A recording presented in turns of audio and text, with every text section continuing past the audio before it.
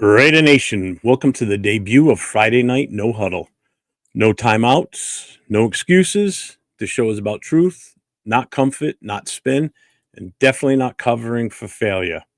Tonight we kick this thing off the right way with a guest who represent the heartbeat of Raider Nation, a lifelong fan who's been here for the glory days, the heartbreak, and what we're living through right now. Peggy Holmes doesn't hold back. She doesn't hold punches. She doesn't sugarcoat things, and she doesn't settle for excuses from players, coaches, or the organization itself. Peggy brings passion, fire, and accountability, the kind this franchise desperately needs in this state. If you're looking for soft takes, this isn't going to be a show tonight. So strap in, lock the helmet, stay ready, because this is Friday Night No Huddle, and Peggy is about to bring the heat. 401. 401. Silver and black, yeah, we never fold. New winning roots with a Raider soul. East Coast grind, West Coast pride. Raider Nation, worldwide. 401, say it loud. 401, feel that sound from the stands to the screen. This is Raider Talk with 401 Raider Jeff. Win or lose, we ride it out. Raider Nation, hear us shout. Hit that bell, show respect. Silver and black. 401 Raider Jeff. 401. 401.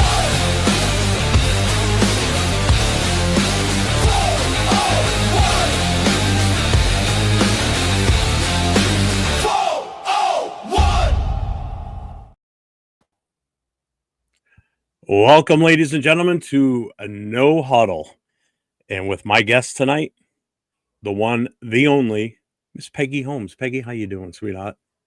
Just fine. And you told me to tell them a little bit about me. Of course, I've been Go a Raider for fan it. since '68. Dad bought me a Daryl LaMonica jersey when I was 9 years old. But I've been with Raider Nation really about 25 years. I've traveled, gone everywhere. Started a Raider club in D.C. We were up for 20 years. And then I retired. But it was a wonderful experience. I met great people like you, Jeff, but I've been all over the nation, appeared on all kinds of shows, and my passion, like you said, is the Raiders. Most definitely. Undeniably, it's your passion. Mhm. I met Peggy about 10 years ago when I was still with the New England Raider Booster Club. We had our 10-year anniversary. We went to Canby Lake. And she came all the way up from D.C. to spend the weekend with our club and to celebrate our 10 years. And that was the first time I got to meet her. And we hit it off. We started talking right away, and we've been in contact since then. I've met her a few other times prior to that. She came up here this year for the New England Raiders, the Raiders and the Patriots game. And at the Al Davis ceremony, when the ceremony was over, we found ourselves, the two of us, sitting in the park on the bench side by side, talking about the team and talking about everything. We weren't even over there with the Mark Davis and everybody else getting pictures with Plunkett and everything. The two of us were sitting on the bench furthest away from everybody talking Raiders. So Yes, this is the were. passion she has. She's not with the glitz and the glamour trying to meet everybody. She wanted to sit down and talk Raiders. And yeah, it was great having you up here that weekend. And I was hoping you were going to be in Philly last weekend, but as we have it, the weather didn't help either. So, Well, but that's okay because I'm sticking with this team no matter what what's going on. I want to see every quarter, every player in every quarter. I want to see the coaching decisions. I want to really know the why. I think that's one thing that us Raider fans don't do enough of, the why. We just like instant react. We're feeling some kind of way, aren't we? yep. Just to let everybody know, if you have a question that you want to ask Peggy about anything to do with the Raiders, Raider history, what's going on with the team, just do hashtag Peggy. I'll star it, and we'll go to them when we get the chance. Because I know the chat's probably going to be active and everything, and just I want to let her have her chance to vent because that's the main reason she wanted to come on. Is she wanted to come on and talk about the state of the Raider organization and the team and what we see on the field. So without that being said, first I'm gonna say salute to everybody in the chat. So thank you all Hey, for being here. everybody. Thank And you. Peggy, the floor is yours, my dear. I'm gonna let you just start it right off. If anybody's been looking at my posts, and I've gotten, pretty good audience to my posts, I always talk about winning football. And I'm looking around the league and I'm seeing how the winning franchises, the franchises that are always in the playoffs every year, what are they doing that the Raiders are not? And the first thing that always comes up is the GM position. The GM is the guy that puts the talent on the field. The GM is the person who is the check and balance on what these head coaches are doing. Every single head coach, excluding Dennis Allen, he didn't know what he was doing. But Del Rio, Gruden, McDaniels, they came in here, they took over the front office, they even brought their little butt buddies with them, right?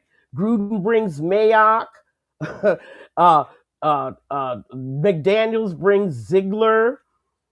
The problem with the Raiders is the strong front office role is totally absent. We always trying to bring in newbies, starting with McKenzie, guys that aren't really comfortable with the position. They've never been a GM before. There's a lot of stuff that goes into a GM position, but the most important one for the Raiders, putting the talent on the team, identifying, locating the talent, and getting it there either through the draft or free agency, and then that check and balance on making sure that head coach is not making bad football decisions. The head coach cannot run the front office. And I don't think Raider fans talk enough about this. We had the best GM in the NFL for 44 years, didn't we, Jeff? Yeah, and like I've said this before too, the whole GM aspect of our organization is a new thing for a lot of fans. Not so Really? much the younger fans because prior to that it was Al Davis. Al Davis did everything for this team, so he was the de facto GM. So Mm-hmm. the GM position for this team is still kind of in its infancy if you think about it. Right. We've never had to go out searching for a GM. That's Yep. something Mark had to do that Al didn't have to do because he was the GM. And you can tell by the way the franchise's fortunes fell when Al started to decline. And that was, of course, beginning in 2002 with that nutty decision to trade Gruden. I don't really care what the reason is. We were in the middle of Super Bowl run. Oh God, No yeah. one, no one trades the coach of a Super Bowl contending team, but Al did. And from there, it's been downhill all the way. The talent choices, the free agent choices, the football decision making just fell into a black hole. And it's been there ever since. Yep. Why anybody would think Mark would be able to change what his dad did for the last 10 years, 100 games we lost between 2003 and 2011, 100. Why anybody would think a guy like Mark Davis, never been a coach, doesn't run with the NFL crowd, right? Doesn't go to any types of seminars or anything like that. Didn't know anything about running this team. His first decision out the box told you that he did not know what he was doing. When you have three key openings, the owner was filled, it was him, but Mm-hmm. GM and head coach, first thing Mark did, he put two guys in that had never done the job before. right out the bat. I call it three blind mice. And Jeff, you can talk about this in 2012. You're sitting there and nothing was ever done correctly with Reggie McKenzie, okay? McKenzie Yep. didn't know what he was doing. 52 draft choices, 30 of them weren't even in the league by the time he left the team. It's a hard job. It's not a job for anybody. And there's a lot of people that have tried to do it, and then there's a lot of successful ones. Let's point to one right away, Howie in Philly, right? Yep. Yep. There's not a question of Sirianni running the front office, right? No, not at all. He controls No. what's on the field, and that's pretty much it. And he also controls the decision making of the head coach in terms of staffing, in terms of personnel. But he gets them the talent. And the minute he doesn't see anything right, changes are made. You have to have a strong GM, experienced GM, that it knows the free agents, that knows the agents, more importantly. The agents are the real important keys here in getting good free agent talent. And then, of course, evaluating and scouting for the draft. And I'm telling you, the other day when we talked on the phone this week for about an hour or so, and I know we talked a lot about what we're talking about here too, in little bits and pieces. So let me ask you this then: out of all the GMs that we have had, starting with McKenzie up to where we are now, what was your feeling on Telesco? Would you have been okay if we would have kept him and not gone the spy tech? serious error in letting Telesco go. And I have to say, the guy hasn't been too successful in picking head coaches, but maybe that's not what we needed him for. He knows how to put talent on the field. Well, that's why I asked that, because he had been a GM for so long. He knew, like you just said, knows the agents, knows the players, knows people in the league. Whereas Spytech had only been an assistant most of the time. Well, actually, pretty much his whole time he's been in the front office. So this was his first experience. But I really didn't have a problem with what Telesco did in his draft. And, we always talked about him being Coupon Tom, where he doesn't move in the draft and he just gets the best available that he felt at that time.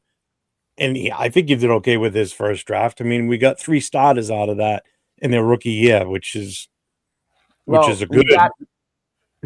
And he didn't whiff on Bowers, even though everything on the board, all the mock drafts said Raiders don't need a tight end. He didn't whiff. He went right for the BPA, right? Best talent available. But I'm not here to really sing, because Telesco's gone. Another mistake that the Raider franchise made over and over again. You want to know why every single time we bring in a head coach and think he's going to save the franchise, you're already wrong. You're already wrong.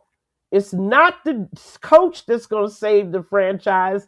It's the guy that finds and puts the talent on the field, the guy that has a vision for what kind of team he wants, the guy that decides we need speed, the guy that decides we're going to beef up on defense, the guy that's going to decide our next franchise quarterback.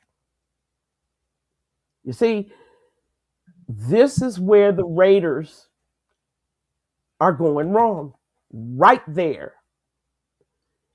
Until we get a strategic genius in that front office, we'll continue to fail, because everybody's thinking, oh, good, we got Pete Carroll, just like me, right?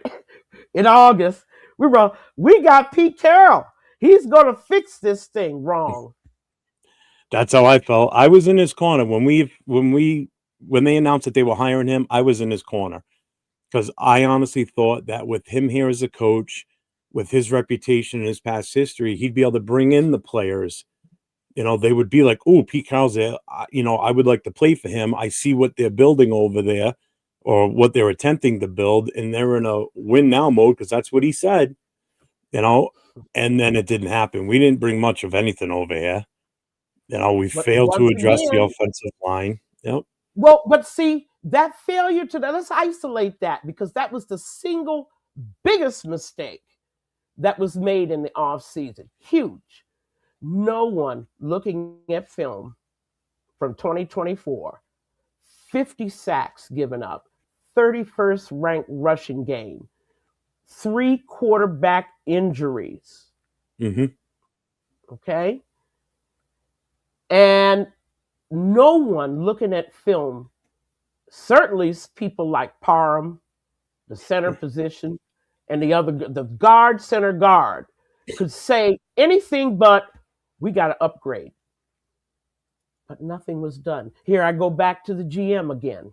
A strong GM knows that without an offensive line, you have no offense. I don't care who the quarterback is. I don't care who the running back is. And this second huge mistake made in the offseason, not getting a top wide receiver. Now that could be to do to so many things, but I want to isolate the offensive line for a minute. Sure. Okay. Because I hear Raider fans talking about quarterback's going to save us. This guy's going to save us. No. The offensive line is the engine. Joe Gibbs showed you that it doesn't matter who the running back is, or the quarterback, or the wide receivers. All I need is an all-pro O-line. And I can win Super Bowls. And I can win a lot of games. I can be competitive year after year. To quote our greatest coach of all time for our organization, Mr. John Madden, what did he always say, Peggy? What was his famous thing he always says? Starts with the trenches, both on both sides of the ball. You want to build a successful team, it starts in the trenches. Mm-hmm. And we didn't do any of that. If there's a saying that we need to continue with this team, it's to build with the trenches. Because I'll tell you right now, with this line that we have now, there is not a quarterback, past, present, or future, that could survive back there and win games. There's just no way. But there wasn't even the only one that might come. I think the only one that might come close, and it's because he's such a darn good runner, would have possibly been Michael Vick, because he could run for his life and outrun just about anything. Other than that, I don't think there's a soul. You can't run when you're surrounded by D linemen 3 seconds after the snap of the ball. There's nowhere to run. And this is, but see, we're still back to the GM again. Yep. We're back to the guy whose job it is. It is not the head coach's job to acquire talent. That's the GM. And we didn't understand that as Raider fans because we had the best GM in the NFL for a long time. We never knew what Al did. They used to call it micromanaging. Al's telling him what coach to hire, what player to play. I'm sorry, but that's the GM's job. He is the check and balance on bad decisions being made by your head. He's helping your head coach be a better head coach too. That's the other part of a GM's job. But with that O-line, it all goes back. No GM worth his salt, after looking at the 2024 film on this O-line, could say, we'll go with the same 5 guys. But that's exactly what happened. Mystifying. There's a couple of mystifying things about Pete Carroll. The failure to get a number 1 wide receiver. Why did you bring Chip Kelly all the way to Vegas if you had no faith, no confidence, and you weren't going to give him what he needed to succeed? Yep. Why did you do that? I mean, we didn't go to the supermarket to get the groceries for this team. We went to a roadside stand and got day old stuff, month old stuff, and said, "Here, make a gourmet meal out of this, and turn this into that awesome offense that we know you can run if you have talent. But we're not giving you the talent though. But we still Yeah, want we're not. a gourmet Yeah. meal out of this." And that's pretty much Hmm. what it was. I mean, you look at what he did in Ohio State with the talent he had there, and then everybody was under the, that wanted him were like, oh, well, with what we have, we get Genty, we got this guy, we got that guy. Thornton didn't pan out, still Hmm. hasn't. Betch shows flashes. The one thing I like about Betch in the wide receiver role is that he doesn't drop a lot of passes. When they get thrown to him, he catches them. He's kind of like a Jacoby Myers, basically. He's a possession receiver. Genty, yeah, he's had some bad games, bad reads. I'm not blaming him 100% for his He's a rookie, for inability. God's sakes. Come on. He's a He's a rookie, but he's also, like you just said, Gino's handing him the ball, and he's already got defenders in his face 80% of the time. So how's he supposed to? He can't get anything going. But I've seen film breakdown on other shows, 805 specifically from Raiders Real Talk, and he's not reading some of the holes too. So, but that all comes back to another thing, not just the GM, but it's the coaching too. Like, how did our well, offensive line, which is mostly, think about it, we started this year with pretty much the same five that we ended with last year, were with us this year. How did they regress so badly? You watched that first preseason game and it was a disaster. And then to follow up with Pete's press conference afterwards, where, oh, it could take a week, could take a month, could take multiple games into the season. Well, we're multiple games in and it still hasn't been figured out because we're still jumbling guys around. There's no consistency. This is stuff that should have been settled within the first 2 or 3 games. Well, in the first 3 games in preseason. So when we rolled into the start of the season, we should have been good. It's definitely the coaching. The coaching has a lot to do with what's going on with that offensive line and the too. level of talent too. I mean, that line was never going to be good. I don't Oh care no, about the JPJ and the Colton Mill and Jock sniffers. Okay, the problem is that a line functions as a unit. Individual performances are irrelevant. They're totally irrelevant. If one guy is open up a hole, but the guy next to him isn't, or isn't sliding off to block the right person, then the play fails. Nobody cares that you did the right thing on that play yep. because a line is a functioning, communicating unit. But see, I don't want to spend a lot of time talking about how bad the Raiders are coached. It starts with a bad idea. And the idea is that a coach is going to save this franchise. I'm sorry. That's not the equation. The equation is a GM and then selecting a coach with the assistance of the GM that makes this possible. I'll tell you another thing a good, strong GMM would never allow. And that's why they got rid of Telesco. Because Pete wanted to bring in his friends and family.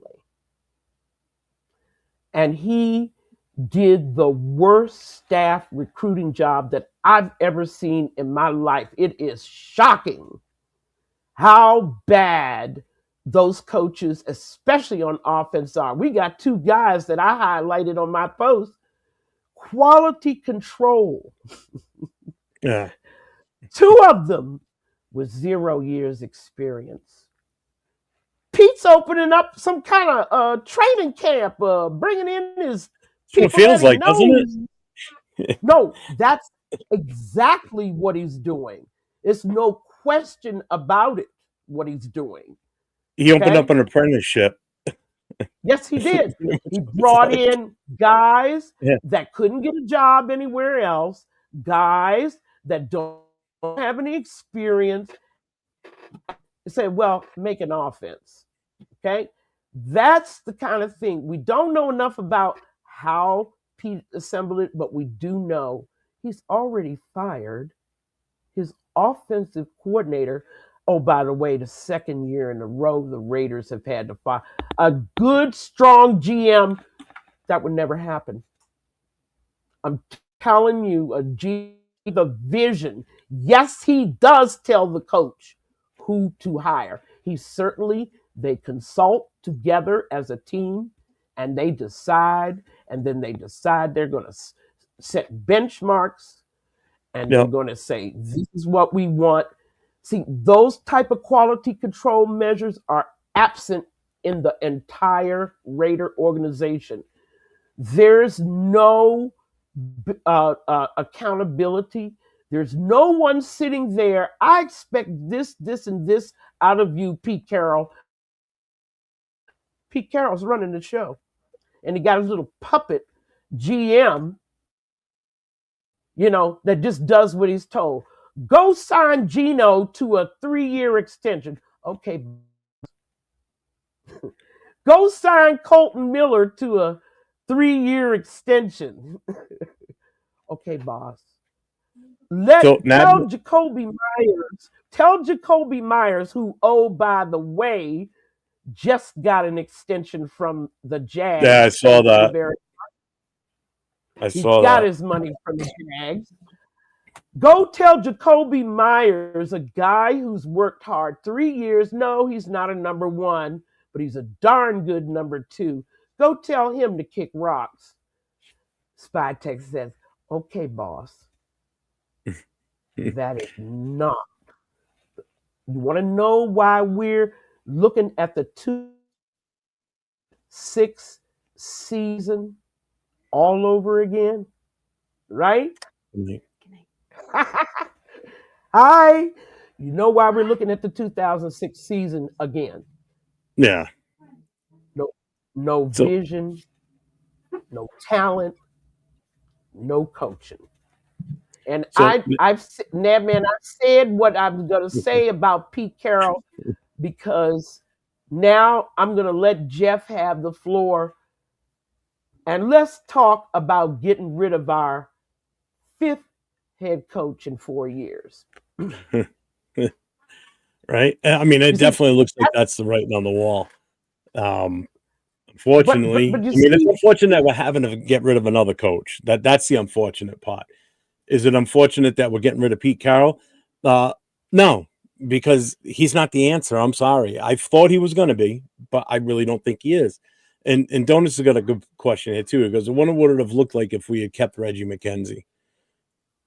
I think we would have been possibly in a better situation for a while. We wouldn't have had Mayock. For a while, McKenzie would have got it right, but the problem is the coaches. Yep. Once Gruden stepped up to the plate, those two would have been like oil and water. Once Mark went to Gruden and said, "Save me, save me," McKenzie was history. Yeah. You see, you keep resetting all over again. You keep resetting, and then we complain that we have a terrible team. So, I mean, how do we resolve that? We know stability in coaching. That's another thing. If you look at your successful team, right? You look at your successful teams and you see a stability. That's the second thing you see. Besides stability in the front office, you see stability in coaching. What do we do, Jeff? Even if you get rid of Carroll, who's there in the Raider organization to set the course and the vision for the organization so we know what kind of coach we want to go get? This is the problem. Before we talk coach, then, do we keep Spy Tech? Like, let's say the coach is gone. I can't even. So I mean, here's the thing: we all know that Mark Davis is the one that hired Pete Carroll. That wasn't a Spy Tech thing. That was Mark Davis wanting Pete Carroll. There's no two ways about that. So let's say Pete Carroll's either we come right out and fire him, or we do the whole behind closed doors, wink, wink. We're going to let you retire, wink, wink. So he saves face, the team saves face, so we don't come out looking like, oh shit, they just fired another coach again, the fifth coach in the last however many years. It saves him some face, so he doesn't, have his last career season as as a losing coach, and got fired for it. It'll taint his reputation. I still respect the guy for what he's done in the past, not so much for what he's done this year with our organization. He's destroyed us even more. But if he's gone, let me go further than that. good. He's disrespected the Raider tradition. He's disrespected Raider fans. He must think we're stupid. Well, I We mean, don't he's a know. coach that doesn't think that we have a rivalry with Denver. Remember that? The first game we played them?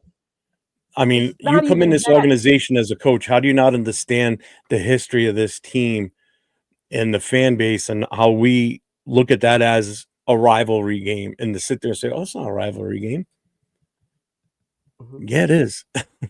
Any team in our division we play against is considered a Well, what do rival we because do, we hate them Jeff? I all. mean, what's going to happen, Jeff? I mean, okay, so now the Raiders have gotten rid of another coach. Now what? Well, I don't want What's anybody next? left. If Pete Carroll's gone, I want every single coach. I don't care who it is, gone. Sorry, Leonard. I know everybody likes him, but he's gone too. Everybody. So and it should be Spytek's job. If Spytek is still the GM and it's his job to hire the coach, you need him to be on the same page with whatever coach they're hiring. All right. Doesn't mean it has to be his best friend or whatever. It's got to be somebody that he sees that can work with the vision on the players that he wants to bring to this organization. All right. So he needs that type of a coach. It needs to be him involved in it. We need to send Mark Davis away on vacation somewhere on the other side of the world so he's nowhere near being involved in the interview process. You want to let him know before you make the final decision so he knows who you're hiring. That's fine. But he can't squash it if he doesn't like the guy. You got to let Spytek or whoever the GM is hire their coach. And then between the GM and whoever the head coach is, the two of them together will build the coaching staff. That's how it should be done. The owner should not have a hand in it. The owner should hire the GM. Yes, no questions. But the rest from there on, owner's out of it. You just pay the bills. You're the face of the team. Hi, wave, kiss babies, and all that crap. Let your GM handle it, and let your head coach be the face of what's on the field, and go from there. I don't want anybody left. Want them all gone. Well, now let's go with that because I think that's a sound strategy. Here's the problem: you got a guy that's only been a GM 1 year. You got a guy who has shown you that he will let a head coach push him around. You got a guy that has shown you that he just does what he's told. But did he let him push him around because it was hired by the owner and not by him? Like, if he hires the coach, there's no way he's going to let the coach push him around if he's hired him. If it's the owner that hired him, that might be a different story because now it's your boss, the owner of the team, that hired this guy. And if you step on the wrong toes, you could find yourself out of a job. He may have had to have, but again, we don't know what's going on behind the scenes. We don't know what he said to Mark Davis, whether he stepped up to him or not. We I don't probably know highly whether doubt Mark it. Davis hired him or not. See, this is we're just fans, okay? My opinion's just as good as the other swinging dick in the field, okay? But the whole point here is you have to have a vision about how you want to get your team, build your team year after year after year. I mean, I can't tell you how many other teams I've observed. We observed in New England. It wasn't just the good coach, the right hire, who was responsible for the Mayo hire. I mean, there's other things that are going on along with the coach. Well, with And the we Mayo thing, I fans, think that was probably Robert Kraft's biggest faux pas as an owner. He had it written in Mayo's contract when he was still under Bill Belichick that he would take over as head coach if Belichick left. And I think that was a big mistake, first of all, because he was horrible. But look at the direction they're in now. As soon as they let him go, he was let go within 15 minutes of that game ending the last week of Yeah, the yeah, season. but Our game Vrabel hadn't even was, started yet that day. And one of the guys in the club came over to me and says, "Hey, Mayo just got fired." And prior to that, I was like, well, if we get rid of AP, I would like to see us get Vrabel. As soon as I heard Mayo got fired, I'm like, well, that's the end of that because yeah. Vrabel's going Well, in New England. you'll find out things about Vrabel that are limiting.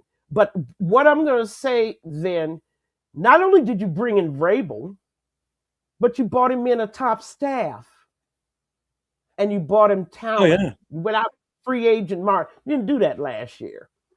Okay, you didn't do that under Mayo. Let's talk about the politics for a minute. I made a statement about it, and it's a crazy, crazy idea. I would like to know, we're talking about the politics of an organization. Why is it that from McKenzie and Dennis Allen all the way through to this Pete Carroll fiasco, nobody's been able to succeed with this organization? No one. There's definitely something going on that we're not privy. Obviously, we're not privy to it. We don't Just real quick, I want to see. shout out to Raiders Mama. Thank you very much for the milestone of 5 months. She says Raiders isn't. She's a Cowboys fan. Her husband and her son is actually named. They named their son Raider. Mm-hmm, So this is that family in Texas that I've been in contact with for almost a year now.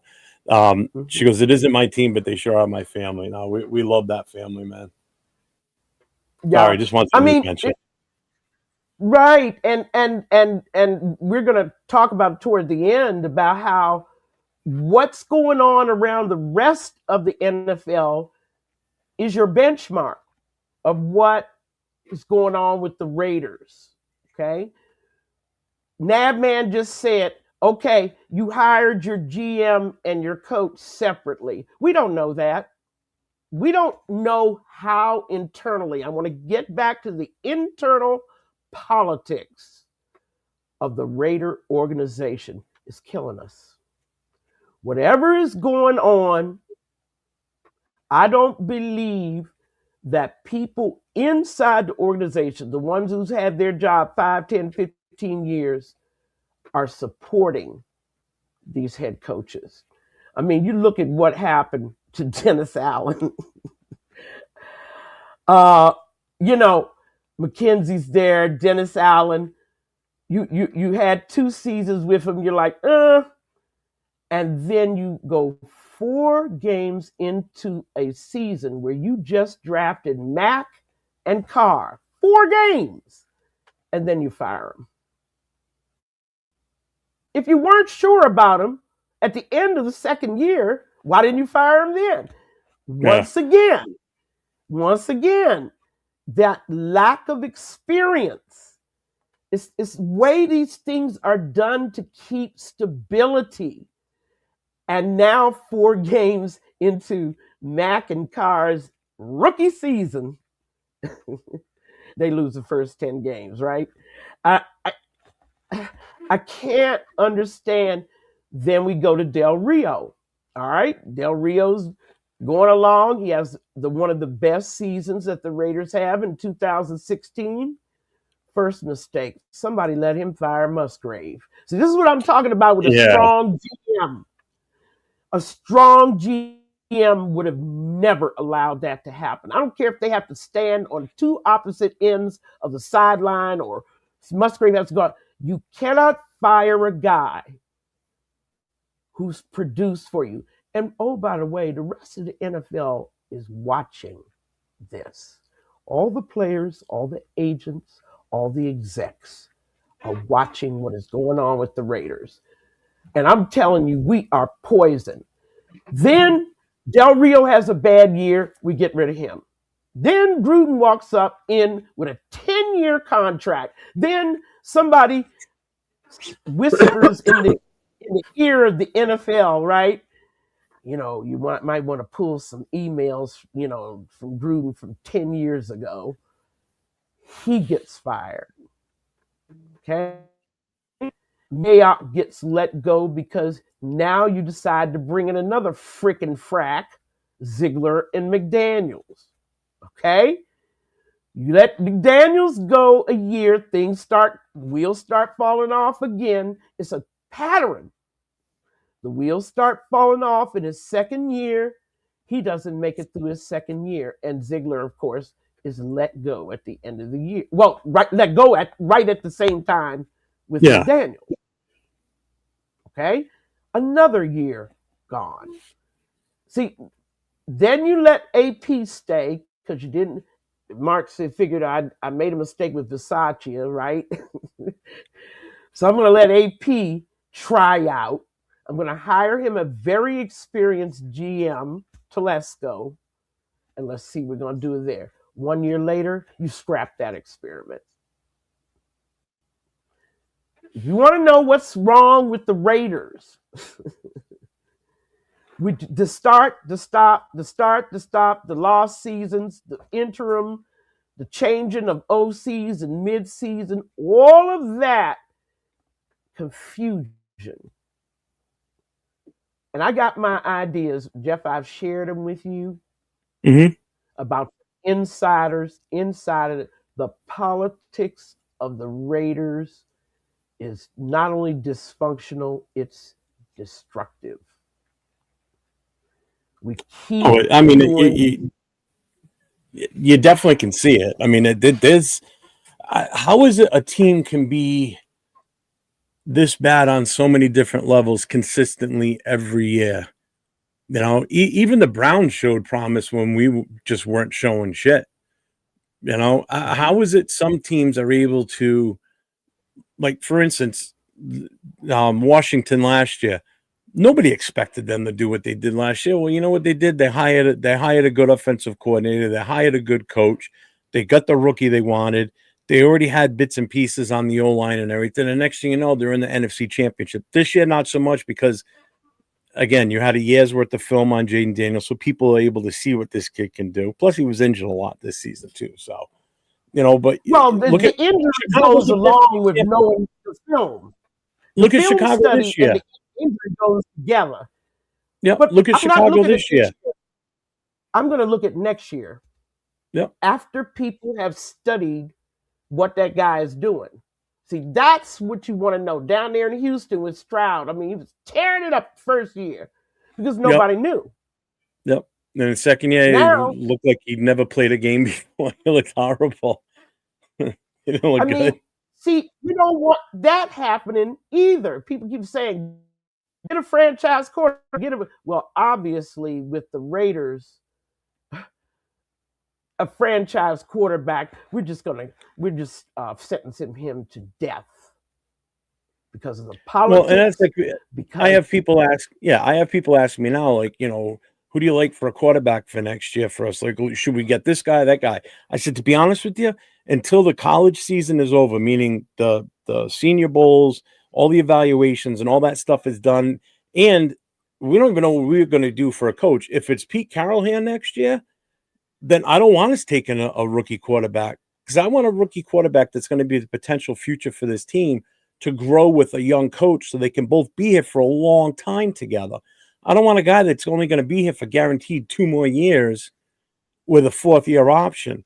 He's going to get 2 years with this guy, and then that coach is going to be gone because he's almost 80 at that point. You know, you don't want him coaching too much longer after that. You want somebody that's going to grow with this kid. Somebody that can nurture. But Jeff, you keep putting the cart before the horse. You got a bigger problem. But that's what I'm saying. You don't have an offensive and that's it. Until we know what's going to happen with a coach and a coordinator. So until the coaching staff is decided on whether we're sticking with what we got. So even if we stick with Pete Carroll, we still got to get an OC. Who are we going to get? We don't know. You know, so to make those decisions now, it's a waste of time. You cannot bring a rookie quarterback in here. I keep talking about the house and the family. You cannot build a house unless you build the foundation first. Yep. The Raiders keep trying house, and there's no foundation. There's nothing here for a rookie quarterback. We don't even have wide receivers, okay? And I mean, these are the things that when you're talking about you don't have an OC, you probably don't have a head coach. You got a newbie in the front office. You have no O line, the worst O line in the NFL. You have no by running far. game. You have no wide receivers. Why would you bring a rookie into that situation? Why would Why anyone? would we bring a rookie running back into that situation without addressing it? We didn't address it Running in back is free agent. different. Yeah, but is Yeah, it though? Look at some of these well, other running backs that came out in the draft last year. They have a better O line, no, and look at what they're doing compared to what Genty's doing. I'm well, not doubting Genty doesn't Genty's have. ability. Trust me. I'm not saying Genty doesn't have the ability to do what these other running backs are doing, but he can't with the line we have. So why But didn't we address the O line prior to the draft and free again, agency? we don't even know what's being scripted. They threw everything out. When they threw Kelly out the door, everything got thrown out. We had Yep. no idea what kind of scripting, what kind of play design, what kind of blocking scheme is being paired with Junty. No, all it just doesn't work. That's all we know. A running back's got to have more than just talent, right? He's just got to have other things around him. And I told Oh you yeah. about the staff that's around him. I mean, it's just horrible. I can't believe that Pete would try to fool us, knowing what kind of people, women, excuse me, what kind of people Chip has brought in. I mean, it's just something that I have been looking at for some time, and I feel offended. I feel disrespected by Pete Carroll. I, I really, really do. He thought he was going to give us you know, just come in and give us whatever he gave us, and that was supposed to be acceptable. I And I mean, was just going to say I this before can't. Money Truck said it. I think that's the one thing, because who wants to come here right now? I think that's the one thing that could bring. Nobody. That's just it. I think that's the one thing that could get a young-minded. I want a young-minded offensive. I want an offensive-minded head coach for the next coach. I don't want a defensive one. I want an OC or an offensive-minded head coach. But if we end up with the number one pick, that's enticing because, again, if we get a young head coach with the intent that with that number one pick, we're going to go quarterback, but free agency's first. If we can do damage in free agency and help repiece and rebuild this offensive line through it, now we're talking. If we You can keep somehow talking. finagle, See, we go yeah, again. There we go again. We keep dreaming up these scenarios in our mind, but yeah, but it's we not a don't scenario when have you look at the free all agents that are mind. available. As long as we do something, we We didn't do jack don't crap have the last year in coaching free staff. agency. We don't have the coaching staff No, right to now we put don't. together about. We have to wait and to see So what's going on with that. So we're going to wait till Black Monday's over, basically. Once Black Monday comes and coaches start getting, cut and fired and whatever, then we're going to go see what's going from there. The downside is probably whoever we're going to end up hiring if Pete's gone is still going to be in the playoffs. So we're going to be delayed in getting that head coach. So we're already going to be running short on time, because I can't imagine we're going to be taking a guy from like the Cleveland Browns, or, somebody that's already out of the playoffs. It's going to be one of those other guys that are still in the playoffs. So we're going to be behind again. just keep doing what you've been doing here, thinking that a coach is going to save the franchise. I I just disagree with Why? that What do approach, you? and I Well, let me think ask you this then, Miss we've done it Peggy. What do you think? 5 times. We What do you No, I think would want you save to the see team? it for 20 more years. I would. No, I can't wait At 20 this more point. years. I'll be Well, I'll be I'll well, be yeah, 75 in 20 years. I don't want to be and waiting that long. but I'm no, done. I want you to keep seeing how bringing in a coach and crossing your fingers is not the answer. Then where do we It's start? just not. the answer. Then where do you think You've we got to start? start in that front office.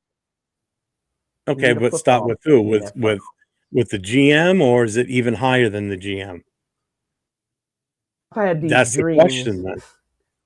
Wait a minute. I've had these dreams. Now, that's where I dream.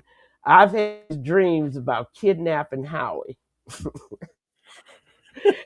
and tying him in a to fix this franchise. I just can't believe. The problem is everybody's seen the heads roll. They're going to ask for structured contracts, right? They're going to ask for guaranteed money, guaranteed time. And once again, your head coach will be running your front office. We keep getting it backwards. Where in the history, maybe you have one or two examples of the NFL has running the front office worked? Where has it worked? Through it, I'm thinking about Holmgren. I'm thinking about Parcells. Thinking about Joe Gibbs. Mm-hmm. Thinking about Jimmy Johnson down in Miami. Where has it worked when the balance of power between the GM head coach, the head coach, obviously has more experience and more power? Where's it I think you worked? pretty much just nailed every one that I could think of. Because even the great years in San Fran, it was a bona fide GM running that. It wasn't Bill Walsh. Absolutely. You Yeah. have the GM is the one that is steering the course of the franchise. The head coach's job is to use the talent that they're getting and win games. Prepare, Who's the win GM in games. Dallas? Does Dallas even have a GM? Or is Jerry People Jones claim still it's 100% making all the? It is him, right? maybe his sons or something. That's what they're claiming. Well, it's probably Okay. just a title, And but they don't do jack shit. It's him doing it all. and I really, really, What's up, Marcus? honestly think that this is something that Raider fans have to think about. We've done it that way. We've 5 times we've gone out and thought that a head coach is going to solve the problem. It didn't work. Matter of fact, it was a disaster. Oh, we've proved it again It's for sure always this year that ended up it's a disaster, that it doesn't work. it a head coach has to be a head coach. He works with I mean, yeah, we could wait for Black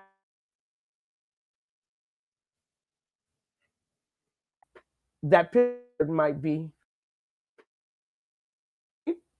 You're cutting I out. mean, am I here again?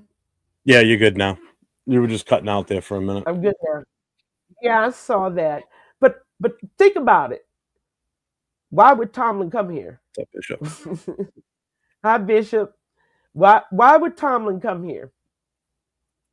Everybody knows the politics of the Raider organization are horrible. They use people like tissues. They throw people away. They throw good people away. People that have done their jobs, and I don't know the answer. I don't get paid to know the answer. Mm-hmm. But I do know that our problems begin and end in the front office of the team. Until we get that straight, we're going to be here in December talking about yet another miserable season.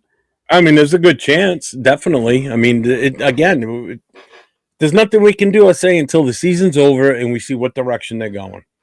That's what it comes down to. So after the season's over, and if after a week after the season's over and Pete's not gone, then it looks like we're staying with them. Because look what happened last year. AP comes out on Monday, has a press conference. Everything seems A-okay. Oh, we're not getting rid of him. And then he goes, I have to go now meet with Tom and Mark. Little did he know that that meeting was probably telling him, "Hey, you're going to get shit canned," because he said, "Oh, I'm going to go talk to them about what next year is going to bring." He goes and has that meeting, and then a day later he gets shit canned. It's like, why did you even let the poor guy go out there and have a press conference? Why didn't you just put him out of his misery before he went out and did that? This is part of a pattern of how the Raiders treat people, okay? And the rest of the league is watching. Believe me, they're watching. Players, and this is who I have the most sympathy for, players. What are they thinking right now? What's going on in their minds? I mean, I really feel for them. There's this feeling of uncertainty. Things have gone so bad.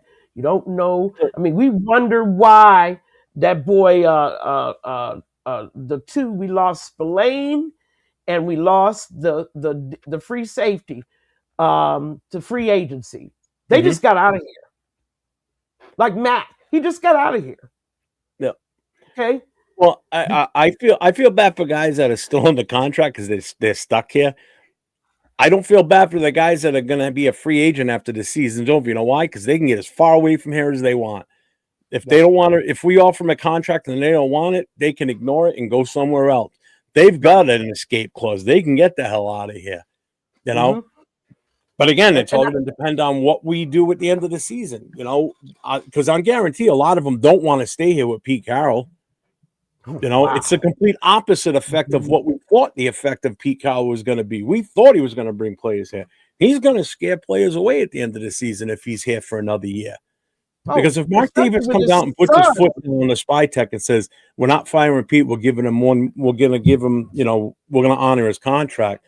Well, you might as well expect another less than 5-win season next year, because you saw what he did this year. And I can't imagine us being any better than what we were this year.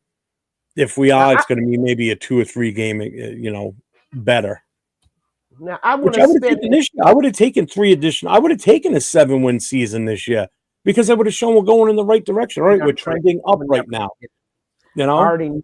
I knew that offense was in deep trouble, but I want to spend the last few minutes teeing up your idea for this show, where we bring on fans from all over the NFL. It's good for the Raider Nation to see what other fans are thinking and talking about their teams. Not just the good teams, but the bad teams too. We're not the only bad team in the NFL. No, we're just one of 2 of the worst. Titans.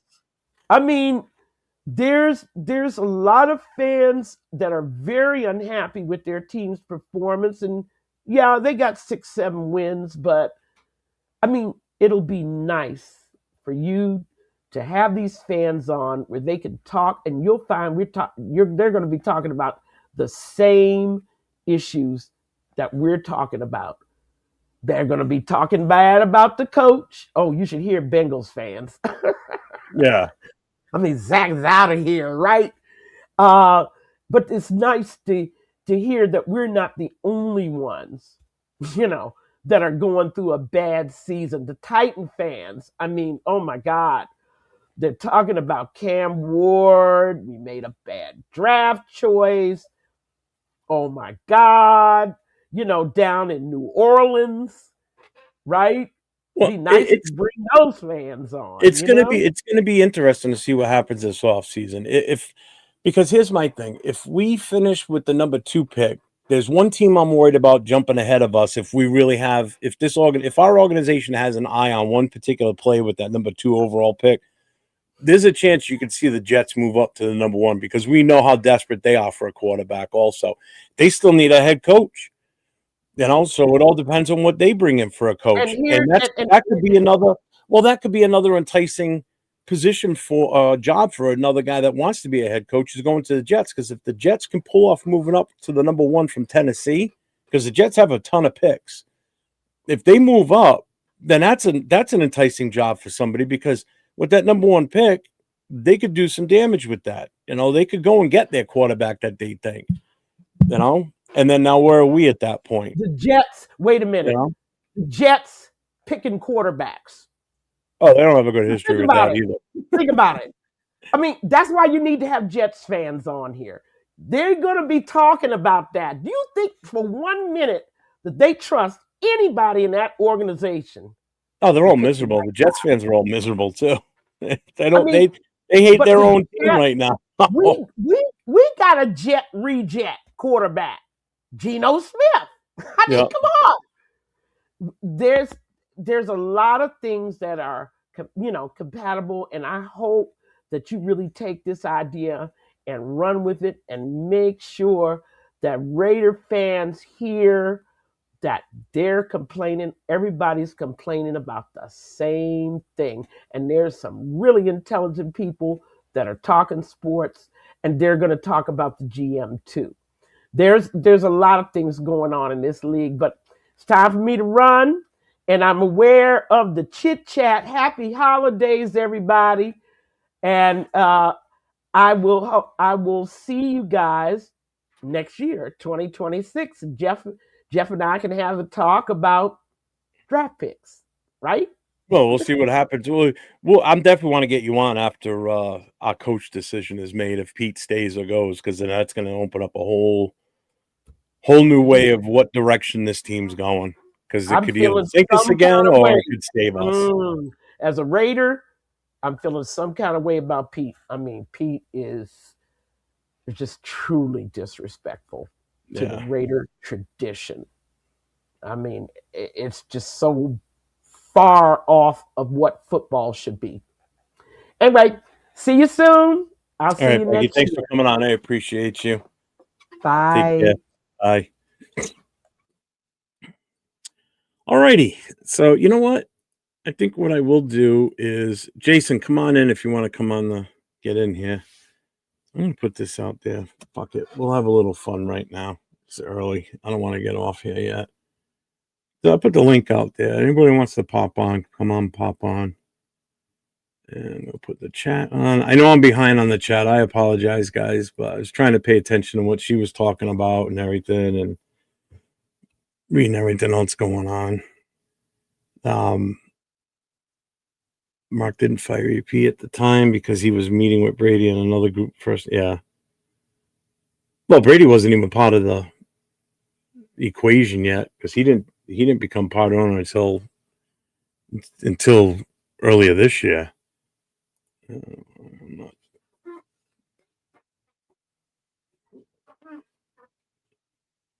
Yeah, I saw what John Leon was saying. I didn't put any of that up on the screen because I didn't want to piss her off. I disagree with what John was saying too. So anybody that knows something about football, whether a male or female, you can't discredit them. I mean, you got to give them their chance to say shit. You know, I don't necessarily agree with your take on it. I mean, it's your thought. It's your entitlement to say what you want. I'm not knocking you for it, but I don't agree with it. You know.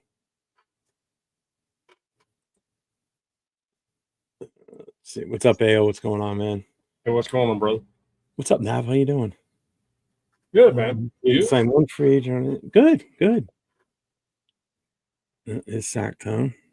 What's up, Sacktown? Oh, then there's Sacktown. No, I'll take him out. We'll just go you and I then. We'll let Mike sit back there for a little bit.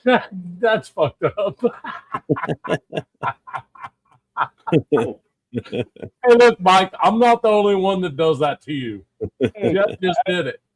What's up, Ralph? I think I fucked up your guys' sound using that link on the screen. I'm going to leave. Huh? Because you guys sound all vibrating. I must have done something wrong.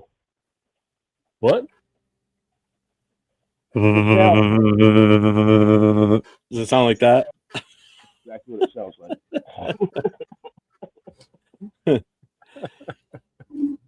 Well, this wasn't going to be a pull-up show tonight. I thought Peggy was going to be on a little bit longer, but usually she only does about an hour, and I just didn't feel like getting off yet.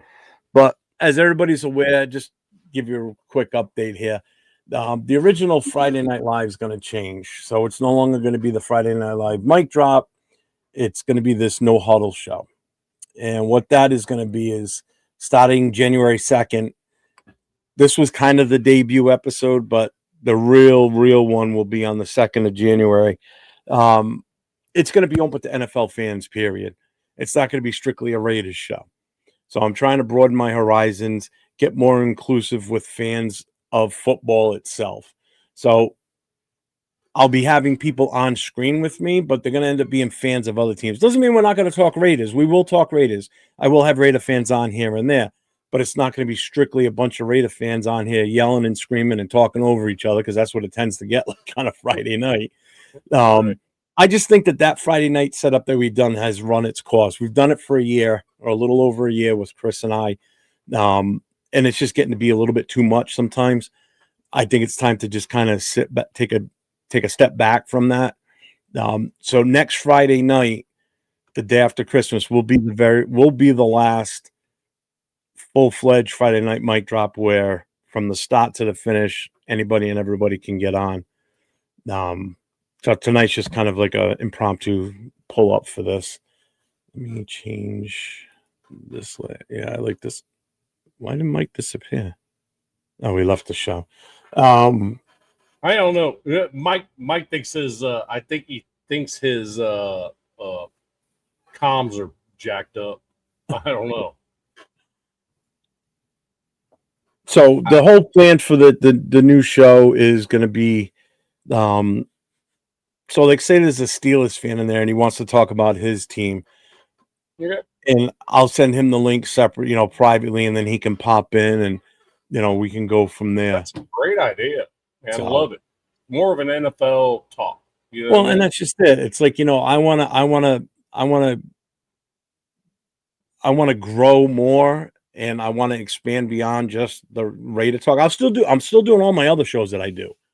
The Tuesday night with the Most Notorious, Wednesday with the Raider Connection, and then Nate and I on Thursday with the Coast to Coast. Right. This one is the one that's really going to be changing.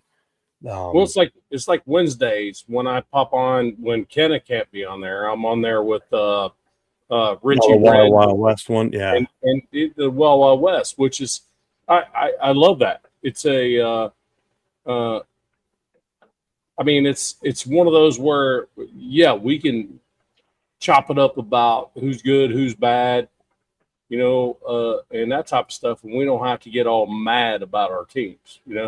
That's the thing. Anytime, my own show, everybody starts getting mad. It's like, stop getting mad, dude. We suck. Just live with it.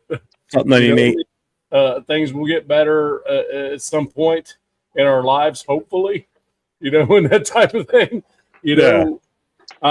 I'm less about what the Raiders' fixes are right now than I am about, are we going to be as bad at losing as we are at winning? Because at this point, we really just need to lose every single game. So it is one of those. Mike and I talked about it last night. Actually, hell, what was that show? 5 hours, Mike? Yeah, you got to run for a while last night. Something like that, yeah. Well, we watched probably one of the best primetime games. Oh, that was an awesome game. I mean, that was probably I think that was the best game of the season so far on prime time. It literally came down to one of the flukiest plays ever. Yep. Oh, the 2-point conversion that wasn't, but then it was. Yeah, it's like, wait, what? And then Shaheed freaking running that freaking kickoff back. I mean, Amazon needed that game because all their games this season sucked. They were all bad. They were all so one-sided or so goddamn boring. That was one of the best primetime games I've seen in a couple of years. To be honest with you, that was a two teams, same division that are really kind of close to each other. Mike, me, and Taino Raider, we were talking about it before the game started. It's kind of like these teams are very close to each other. You know what I mean? Wins, losses, the offenses, their defenses, all the stuff are very close. The only question was, can Sam Darnold, live up to the lights, right? It turns out he can't. Look at Jason. He goes, Nabman's on stage. He's going to mess up our company profit margins. Hey, I got your margin. Hey, Donuts, if you want to come in, come on in, man. You can come in anytime. Chris, if you're still out there, pop on Mike, in. sorry, I wasn't meaning to talk for you, but I mean, the stuff we talked about last night's a lot of same stuff that's being talked about now. No, I'm good. I'm good. Money, if you're talking about the first go around with Gruden, that was great. That first go around with Gruden, I was fine with that. I hated the way it ended. It sucked. But the second go around, it had signs that it was going to get better, but I definitely don't want a fucking third time. I'm done with retreaded coaches. I don't want any of that crap. Fuck that. I'm with you. I'm not 100%. saying that's what you're looking for, Money. I'm just saying I just don't want any more of that shit. I want somebody that's trying to make a name for themselves. You know, I'm with you 100%. But I guess Mike and I talked about it last night. Was kind of like, well, what if DC's going to be able to dissolve his contract with the Saints next year? I'm not saying we want him to be the quarterback, but to have a dude like that proudly wears the shield like this, What's up, cool cat? is the all-time leader. You know what I mean? The all-time quarterback for the Raiders, except for Super Bowls, right? The dude that really gives a shit about the Raiders. Having him in the building as a quarterback coach or as an advisor or something like that, and Gruden is the same way. He's always like, them Raiders, those Raiders. He's always Raiders. Having him in the building in some type of advisory role would not be a bad idea, because that would bring some of the fans that we've lost this year of all this stupid shit back to us. As a business, I think that would be a great business idea. You know what I mean? I'll tell you what. Any fans that left this team, as left being a fan of this team and moved on to another team, I don't want them back. I don't want any of those fuckers back. Because you know why? You couldn't be here through all this shit. I've lived through this shit for 50 years of my life. Mike's lived through it for more than 50 years. You're close to that same mark, Nav. No, I've been here since 75. I ain't going anywhere. I've been through the good. I've been through the bad. I've been through the god awful, which we're going through now. If you can't endure it and then want to come back when we get good, fuck you. I want nothing to do with you. You can kiss me. I'm just saying, bringing the mystique back into it, the toughness, the folks that there it is, Money, to be able to teach that stuff. Yeah, and there's one player that you could bring back in there that's young enough to actually freaking show you how to throw a football as a quarterback would be Derek Carr. And how to be a Raider and go through a lot of freaking pain. Yeah. You know what? I'm gonna go have a cigarette first. So you guys talk amongst yourselves. I'll be right back. Shit. We just had this conversation last night. Shit. So it's not gonna be anything new for us. But I just think it'd be good to bring some of the freaking alumni back to the building in some capacity. Is all I'm trying to say. There's one we can't bring back, which is Woodson, because now he's part owner of the Browns. So I know, right? And that's the one guy I'd love to have back doing something in some capacity. Exactly, can't be done at this point. Like literally, contractually, can't be done. Money, I just put it in there. It should be there. Let me see. Hang on. Which one is he in? Oh, Frank Weber. Frank Weber's up in the house. I haven't seen him in there. What's up, nephew? Yeah, he just popped in a few minutes ago. There he is. Hey, what's up, brother? If I can see if I can. Money, I'm gonna pin it to the top of the chat. Hey, Jeff. Yeah. Before you go out, can you take the comment down? Yeah. Okay. Yep. All right. I'll be right back. Thanks, brother. I Don't just break found out. nothing. I just found out that I could see the chat if I scroll to the right or to the left. I swipe left and I can see the chat. I say money is Money Chuck the last one talking to Donut? Is that the No, he last just one? said he didn't see. He said he didn't see the link, but I'm not No, the link on is that on side. there. I see the link. Yeah, I see it too, but that doesn't mean that he sees it. Like, depending on what YouTube channel. He might be on the other channel. You mean? Because I know Jeff is streaming on portrait and landscape. But Right. Money Chuck was on the same one I was on. Well, I just loaded it to my channel, so it's going to be on my channel because once he said he was going to go out and have a smoke, I'm like, might need to have some type of control here a little bit. Let's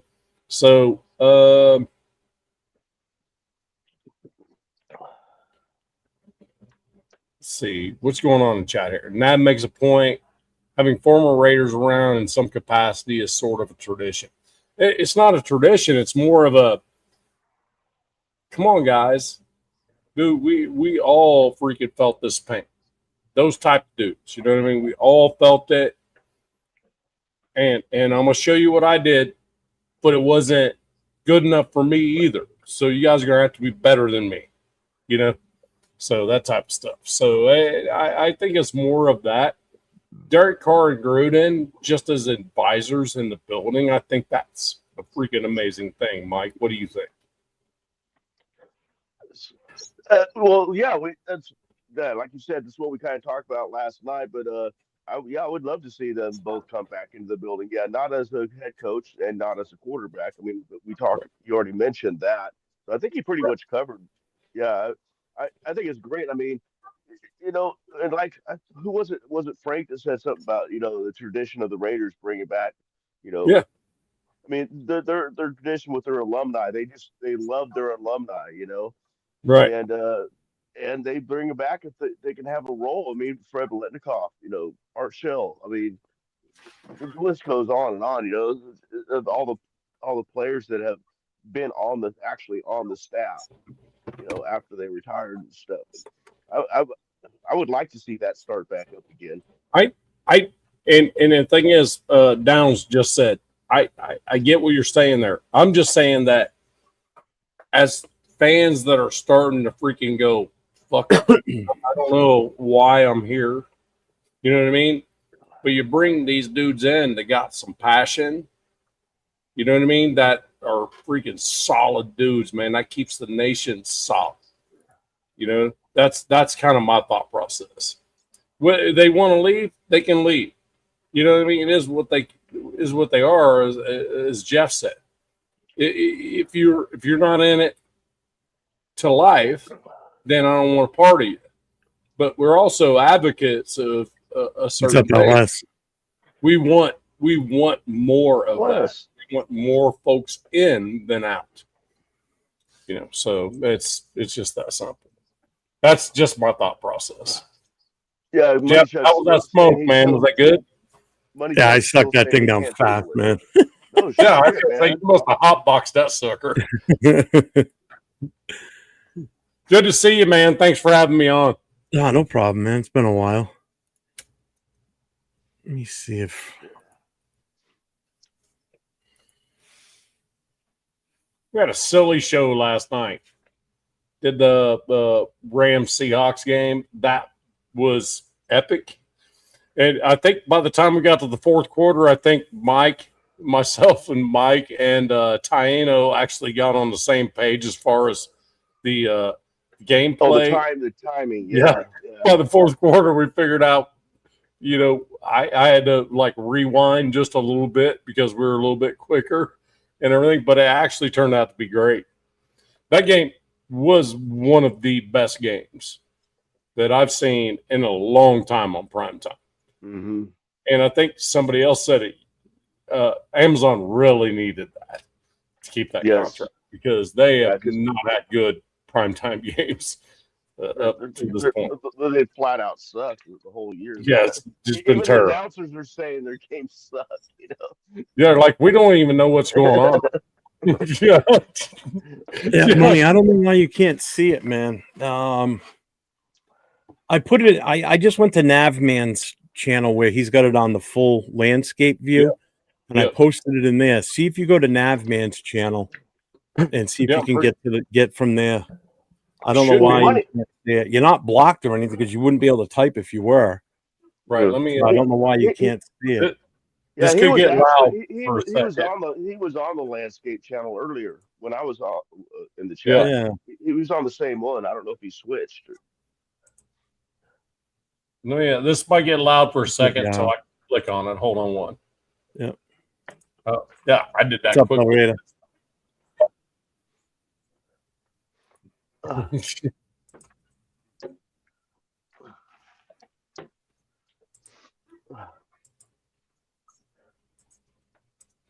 There we go. Yeah, I pinned it to the top of my in my channel on the full landscape.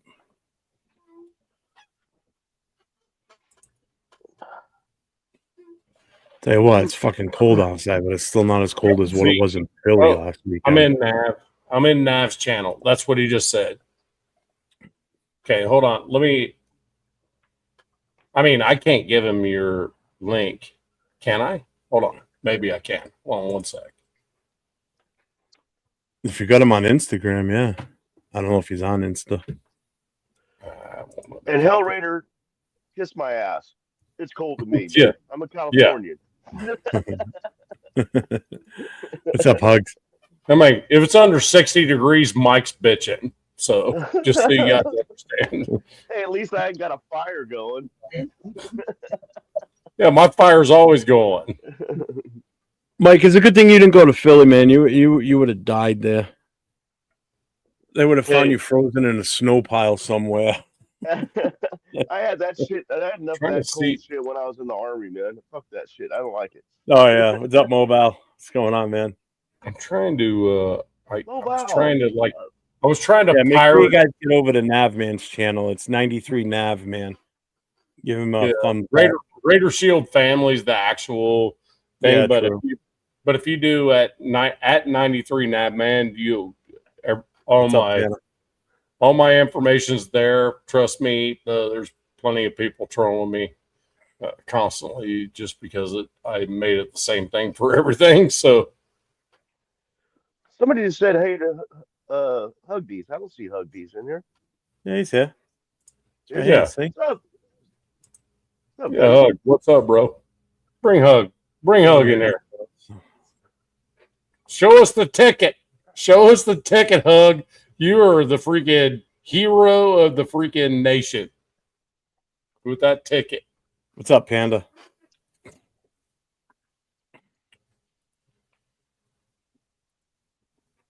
Well, now we just need we need the Giants to win this weekend. Yeah. Well, I don't know what they're playing. I haven't even looked. That could happen. It could. Because we know we're not winning. I mean, Houston's defense is... We're going to get the same result this week that we had last week in Philly because their defense is just as good. Oh, and they didn't even have Jalen Carter last week out there for Philly, and they still did what they did without him in the middle. Well, and the Texans' defense is just ridiculously freaking the best in the NFL. I mean, it's that I don't think there's even close. I mean, if you think about it, Jeff, I'm trying to think of a defense that was that dominant other than the Texans. I think I have to go back to the Ravens team in like 06, 07, something like that with Ray Lewis and those guys. I mean, because these dudes just freaking nuts. But still, I think the best defense ever in the history of the NFL was that 85 Bears team. They yeah, no question. No question. That was just an amazing team. I mean, that season was their defense. It wasn't their offense. I mean, their offense wasn't that great. You know, I mean, Walter Payton, obviously, but. And boy, could they dance and rap. Super Bowl show.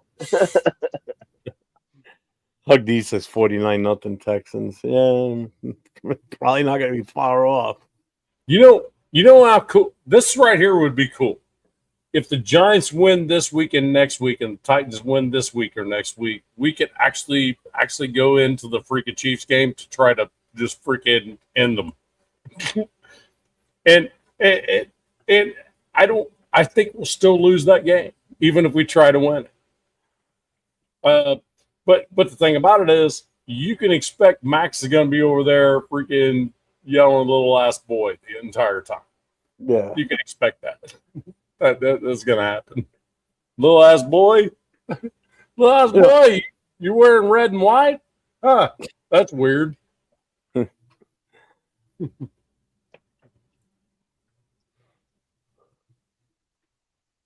After What? oh yeah. I'm not even interested in even like fielding that one. I want to give Pete zero hope of coming back. 2-15. Pete needs to freaking chill, go to freaking Hawaii or wherever. If he's back next year, I'll be primetime television. I'll be surprised if he's back next year. If he is, expect the same shit. I don't see us getting in it unless Spytech completely handles everything as far as the draft and is concerned. But I think Pete's still going to get his hands in there and muck things up.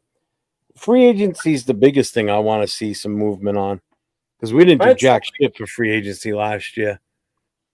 I had somebody send me something on Instagram. I didn't even know who it was. And then I looked them up. It's actually an NFL insider. I'm not going to actually say the name, but it said, whether it's true or not, it just said AOC has been healthy for a month. Mm-hmm. He just refuses to play. No, Gino's already slated to start this week. No, again, Pete Carroll's not going to bench Gino. Look at the game that he got fucked up on, and he could barely walk around on one leg, and they still let him go back out there. No, I'm just saying they said that AOC refuses to play. That's why I put him on. They kept him on freaking the injured list. No, I highly doubt that. I won't believe that one. Oh, I would. I can't imagine anything he doesn't want. I don't know. I can't imagine any player saying they don't want to play, no matter how bad the team is. Because I think I would want, if I'm AOC, I'd want to have the chance to go out there and play and show that I can get the job done better than Gino can. Not saying that he can. I'm just saying you want that ability to go out there and possibly shine. That, why would you not want to? Probably because he knows he's a QB too. And no, but what I'm getting at is if given the opportunity to get out there, why would you not want to go out there and show that you might have something that could help the team? You know what I mean? Because he doesn't respect the leadership, doesn't, expect them to freaking count on him getting hurt. None of that shit. Mike just found the private chat. But Ralph, that's different. This dude preaches the gospel right here. What's up, Rafa? Yes, it is. Yeah, salute to y'all. Salute. Yo. Oh, we're going to tell her about this right now. I'm just drinking a lot of water because I know this cold weather, it's not that really good in the East Coast. And then I just got the flu. But, hey, here we are again right now talking Raiders. But I just wanted to tell you, between all this group of panel right now, I think in this team, this organization, they needs a lot of more discipline because there feels like a lot of disorganized, disconnection, and of course, yada, yada, yada, the same bullshit. We had to fix it. We had to fix it from the bottom to the top because it's not going to be like really easy at all. From the beginning to the end, we got to resolve our things. And also, we got to rescue the spirit of all Davis, because we do Mark Davis as an owner for the Raiders. It's like a recipe for disaster, and we need to repair a lot. We had to repair a lot because I understand the R line sucks or quarterback sucks, and we had the big enough cap space. So what should I do about it? Bring a quarterback to bring youth, to bring eloquency, to bring everything, to bring speed, to bring production, to bring leadership, and of course, bring the rest of the bus in our line, because our line has a lot of problems. Agreed. Agreed. What he said. Yeah, what that guy said. What he said. Right there. Sweet James. Thank you, sir. I'm not sure we had more. So Panda says we had more discipline with AP on the sidelines. I'm not sure that's true. Oh, I you know what? After seeing what I saw Sunday at the game, yeah, I believe it. Well, I believe it right now. But I mean, as a whole, I'm not sure it was a discipline thing. I don't think that's the right word. You know, what I saw on the sidelines at Philly Sunday was atrocious. Yeah. I said it all week long on all the shows I've been on. When they came out at the start of the game, when they came out of the tunnel, the Raiders, some ran out, others just walked out like, hey, we're here. You know, there was no fire in anybody. You know, you would expect the team to come running out in unison, like, you know, all ready to go.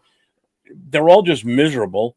You know, Max would come off the field and go to the furthest spot on the bench all the way down and sit by himself. No one from the defense would come to him. No one was sitting near him. He wouldn't go to anybody. He just sat over there by himself out of the way. The whole thing with him and Devin White, I saw it firsthand, and then when I was watching 805 on Wednesday night, I really saw exactly what happened, because it was after that certain play when they came off the field, he started bitching at each other, is because Max was coming off the line on the right side, and the play was coming towards him, but he got tangled up, and as Devin White was coming down the line, Max was in his way, so he gave Max a good shove so he could get through trying to get to the ball carrier. It was actually Goddard. But he couldn't, so he pushed Max, and you could see that he shoved him. He shoved him pretty good, too. And that's when they came off the field yelling at each other. So It wasn't like because there was a screw-up or something like that. It's just that I think he got pissed that he got pushed from behind, and it was him, you know? Yeah. Well, and the other part was I think what I saw was that Devin's job on that freaking play was to contain. And why are you even there is what Max was kind of saying. Why were you even behind me? Yeah. Your job was to contain. So, and I'm telling you what, I am fucking scared about Max Crosby, because at some point, a dude like that has had the season he's had with this team, I mean, he's going to be an all-pro again.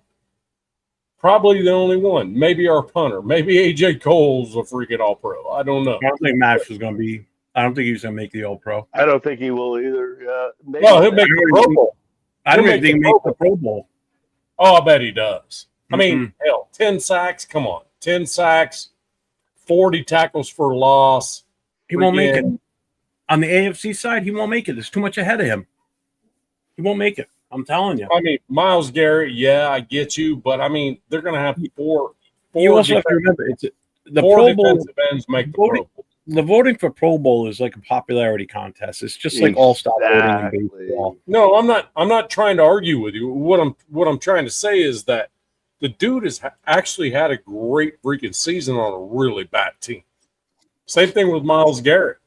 It's like, how do you Myles Garrett and Max Crosby, if they're not freaking like text messaging every day, I'd be amazed. Because like, wait, dude, we're like the same type of dudes right now. You know what I mean? We're the only thing that any on this team is doing, except for Brock Bowers on the Raiders. So just real quick, if you look at defensive ends, right, or linebackers, or just sack leaders. So for defensive end alone, so Myles Garrett is number one. Yep. Then it's Danielle Hunter from Houston. Yep. Then you've got Will Anderson from Houston. Yeah. So there's your top 4 right there. Max Crosby's top 5, just defensive ends. Overall, he is 1, 2, 3, 4, 5, 6, 7, 8, 9. He's number 10 in the entire league in sacks. Is that PFF you're looking at or Spotrac? No, I'm looking at the actual NFL stats on CBS Sportsline. Gotcha. Yeah. I mean, it makes sense, but that's not my point exactly. It's kind of like, But even when you're the only player on your team that is actually playing with freaking, I'm a little worried about freaking him leaving. Something needs to freaking change quick. the only thing he's got good numbers in is solo tackles and assists. Tackles for loss in total tackles, he's number 2 from what I can see. Tackles for loss, he's number 1 in the league as a defensive end. Yeah, it's not giving me that stat. I did see that was Spotrac. Tackles for loss as a defensive end, he was number 1. LS says number 2 in tackle for loss. Number 6 it was number 2. Yep. In the AFC, yeah, and then, in the AFC. I thought he was I thought he was leading in tackles for loss. So, for defense alone, total tackles, he's number 1 in the AFC, number 2 in the entire NFL. Number 1 is Byron Young with 72 combined. Max is number 2 at 67. Myles Garrett, 21.5 sacks. God damn. Jesus Christ. Right. And it's still 3 games to go. Yeah. And the thing about it's kind of like the way I was thinking about like Trey with the Bengals. It's like that's what he does. That's all he does is pass rush. Max does it. He's not just a pass rusher. With a team that we have now, him and Adam Butler are the entire freaking defensive line. In reality. So, it's one of those where it's kind of like, damn, where do you ask a sack type defensive end to have to go tackle like every single play? It's Myles Garrett is a pass rusher. That's what he does. Trey Henderson, pass rusher. That's what he does. Max is a defender. That's the difference, I think, in my opinion. And that's and as I was trying to say, it's like I don't think that he's necessarily going to get all pro vote. But if you look at all the numbers and everything he does, the team is what the problem is when it comes to where these votes come from. If you're 2 and whatever you are at the time, at the end of this, then, it's one of those, and it has nothing to do with what Max is putting on the field, though, is the thing, Ellis and John Leone both agree with me that I don't think Max makes the pro. If he does, he ain't going to be the starter. He's going to be like the last alternate type thing. Oh, that would. And you know what? Here's the other thing too with this. You got to remember too, these guys that make the Pro Bowl. So even if he doesn't make the Pro Bowl, by default, sometimes these guys make it. Like look at the quarterback situation. So if the 2 teams in the Super Bowl, right, their starting quarterbacks are in the Pro Bowl. Well, they back out of it because they're in the Super Bowl, so they're not going to play in the Pro Bowl. Well, but then like yeah, and then they move it up. So the guy that finishes number 4 now gets selected to play in the Pro Bowl. Well, he's injured, so he's not going to play because he's not going to risk getting injured again. So, or he's got other commitments, so he doesn't go, but he's still a Pro Bowler, so he moves to the side. Now the number 5 quarterback. So you really got diluted, is what ends up happening. So that's why the Pro Bowl. Guys make the Pro Bowl anymore. That's why the All Pro is more important than the Pro Bowl. I respect the All Pro decision because that's picked by their peers. So it's picked by the players in the league.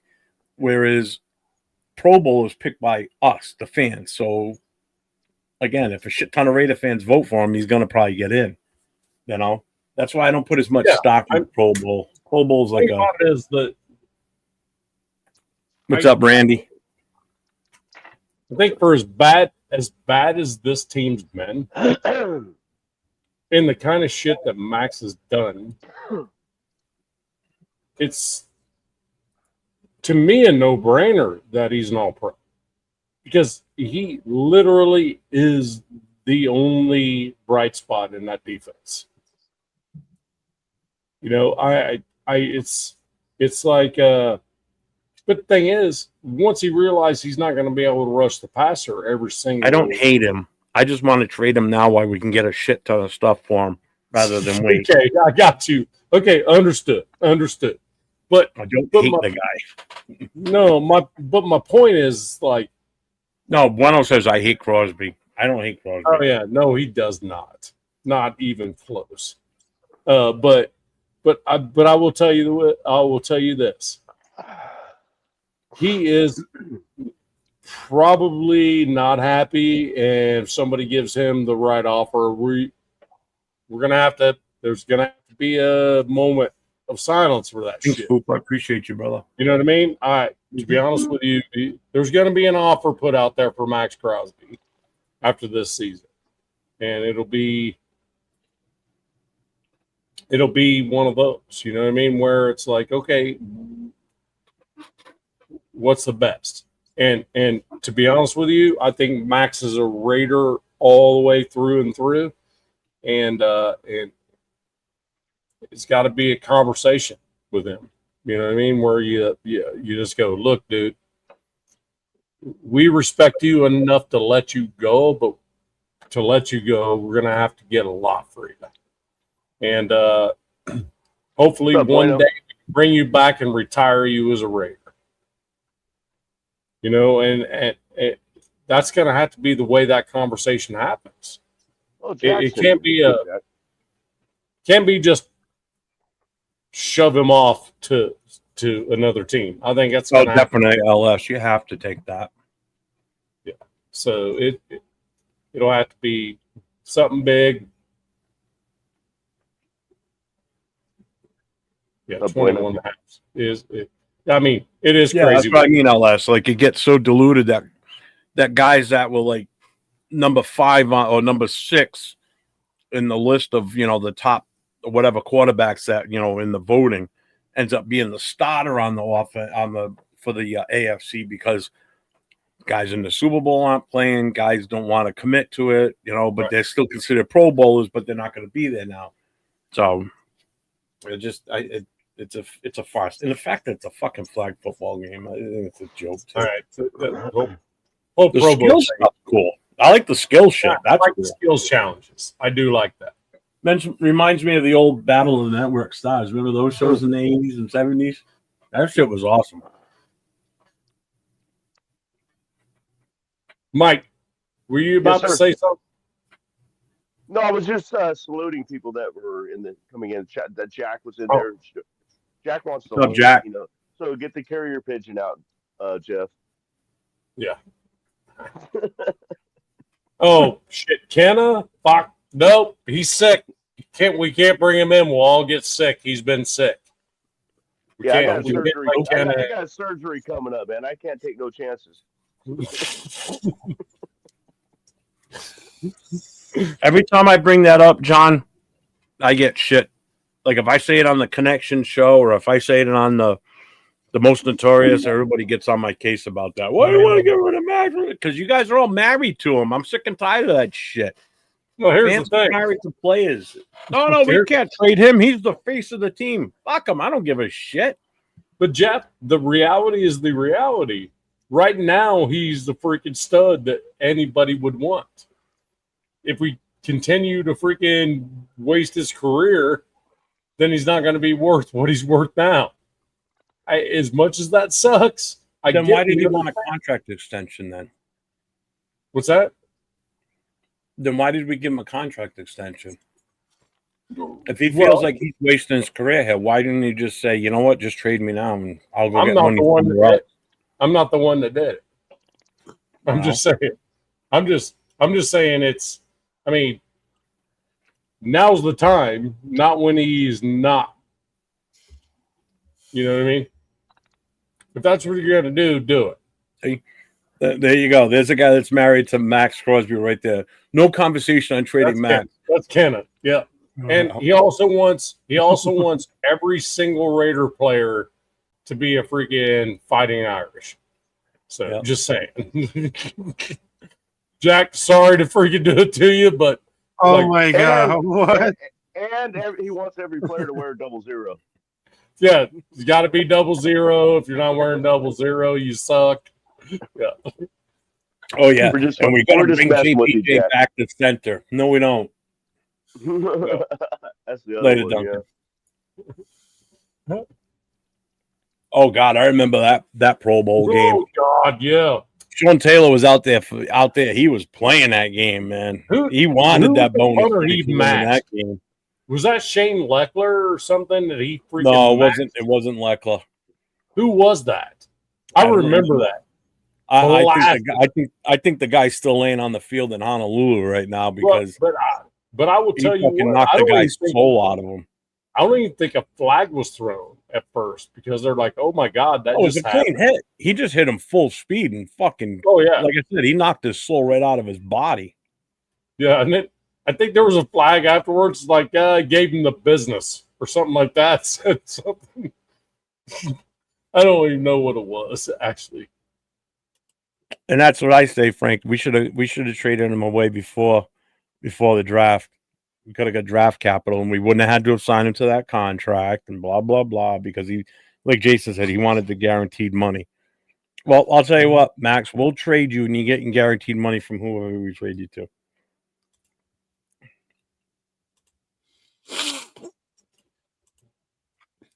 Damn. Well, you know what, LS? That's a good statement right there. Max wants to see because he knows being a Raider fan for life is better for him financially past football. Yeah, you're right. I mean, that's not a lie. That's a great statement.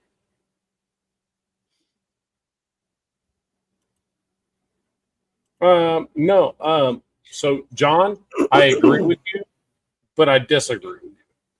I agree with you in the fact that he's not one of the top defensive ends in the NFL because of sacks. But I will tell you that the dude does way more than most defensive ends do, based on a shitty defense. Mike, did you see this quote? This comment from Frank Webb. He goes, "Jack wants 11 centers on the field." Yeah, 11 centers. What the fuck? And JPJ the name. That's the name of the guy that Sean Taylor hit. Brian Moorman. Jack wants the link. He wants to defend himself. 11 centers. I mean, no, that doesn't fit at all. Hey, can you go back, Jeff? Can you go back? Can you go back a couple on that? I like your point to Max. I think he means. Yeah. We love you enough to trade you, but we got to get a lot for you. That'll play to his ego and will show him proper respect. I don't think ego's the issue. Would be an issue here. It'd be more of a, look, bro, this team ain't good enough for you. We want to put you in a position where you can actually freaking win a championship. And hopefully one day, from all the shit we get from you, you know, in trade for you, we can bring you back and retire you as a Raider. You know, I agree with that. I agree. And there's a thing, because I love Max Crosby, but he deserves to go somewhere and win. I mean, he always be a Raider. I mean, he probably. That's the other thing, and I don't agree with that. But anyway, but he deserves a shot somewhere positive. I mean, why? He's not gonna be really dumb, because we're gonna. Yeah, but then that means we limit who we trade him to. I want to trade. I don't want to trade him to someone that's going to win a Super Bowl, because what good is that first round draft pick if it's the 32nd pick? I want to trade him to somebody that wants to pay for him. That means he has to go to the NFC. That's what it means. That is right. That is right. Yeah. Oh God. Oh shit. Damn. Oh no. What I'm the hell leaving. are you doing? You deer hunting? I'm leaving. Oh man. Hey, what's up, fellas? Jeff, What are you deer Nat, hunting? You out deer you hunting know, or what? Crackdown. Hey, What's dude, up, Jeff? you know you love this look. He's I sitting know in a you wear blind. this look. He's sitting in a blind somewhere. Oh my God. Are you in What's up, hunting Rob? season? Yeah, I'm very good, Jack. Hey, man, I went to dinner last night with some friends, and my buddy who's got some property up here in Lincoln, 900 acres, and I saw a 5-point, blacktail. You never see 5-point blacktails, and he's got some hogs. He's got some turkeys. So yeah, dude, I'm ready to go hunting again. This will be super fun. I want some But- venison. I'll I don't bring know, you some Frank. steak, Mike, if I get one. I'd have to think about that one, Frank, as far as what I would put for a price on Max to trade him. A 5-point deer? No, it's a blacktail, Bob. It's not like a whitetail or a muley. That's like a deer that weighs about 63 pounds, field dressed. I agree, Johnny. Won't. I'm not impressed. Oh my Well, Well, God. right, you're not going to get those type of deer in California, so it's totally different. So I'm going to guess, like in your state, it's all whitetail, right? Yeah, and they look like Look at you wearing your fucking camo too, bro. No, I just put it on Oh, just for no. you. Put it on. I just popped on. So when I saw you guys talking about Max, I got This is a bunch of- pants on. Oh no. oh, we didn't want to see your balls, dude. Oh no, what? Oh, he's fingering the camera. Okay. It's because he kicked it off the table. Yeah, money. You know what? I wouldn't mind Detroit because I know Detroit's not winning the Super Bowl this year. They're going to be lucky to make the playoffs at this rate. So it'll be a mid pick. So that wouldn't be too bad. I could take that. So I hopped on when I heard you guys talking about Max. And JPJ's That- never that going to is- be that a is- center again, too. Remember that. So I'm coming in late, so I don't know what the conversation was before, but we all remember Cleo Mack, right? And how mad we were No, who mad was about that? getting Cleo Mack. Cleo who? Who's Khalil Yeah, Mack? Cleo. Fool? Who? What? Who? Well, you Who? just said you all remember him, right? I'm like, no. You just Well, if you're gonna do that to Max, it's gonna be the same fucking deal. It's How's it going to be the stupid. same deal? What do you mean It's it's not going to be the the same same deal? Well, No, Hold he- on, let Jack hang on. Jack, why do you think it's going to be the same deal? When you say same deal, you mean like what we're going to get for him? No, I think Mac will get more than Crosby than what we But got. then why do you say it's going to be the same What? deal? But I feel like the contract make- right now it looks good. Yeah, but you're not 36 listening million? to the question. Jack, you yourself just said it's going to be the same deal. What do you mean by the deal? Well, Are I you mean by saying the same deal, we're going to be all disappointed as Raider Then- fans. We're going to be like, okay, this is what we got with the trade, and then we're going to be all disappointed in what we got out of it after you take your draft picks. okay? So I you're see one what of you're those saying. guys, then. Got it. Totally got it. Before it's gonna happen. You're one of those guys that's still stuck in the past where we can't draft right. Those were regimes years ago. No, I Everybody's feel got like we're going to draft better. Hang on. Everybody's got this issue with, well, we were never good at, when we made that trade with Mac, for Mac, this is what happened with those trade picks. We'll do the same thing again. How can you sit here and say that when it's different people in charge? First of all, we don't even know who's going to be in charge next season when the draft picks are made. Exactly. Okay. We don't know if it's going to be Well- Spytech still here or not. So you can't honestly sit here and say So do because we've fucked up in the past, we're going to fuck up again in the future. Everybody that keeps saying that pisses me off because I'm sick and tired of it. It's the same Okay. people that are usually fucking married to players and get stuck with that same past false mentality that things will never change. Yes, I know things have always been fucked up, but if we keep thinking that way, then it seems like it comes to fruition and it happens all the time. Well, we I have can't follow-up keep questions for saying you, Jeff. we can't trade somebody away because we're going to fuck the draft picks up. Then we'll never do anything. We'll never take a chance of moving forward again. No, it's ever. about the amount of picks. I don't think we're going to get as many picks. That's not Or- what you said. You just changed your answer now. because you said we're going to fuck up the picks we're going to get from them. That's what you said. Okay, I So did now say you're that 'cause saying I've it's been going to be drinking the a little number bit of tonight. picks. You're missing it.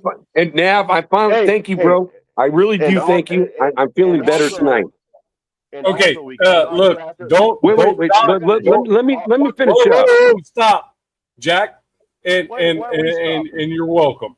However, don't dodge what Jeff's doing right now with you, because I feel the same way that he feels.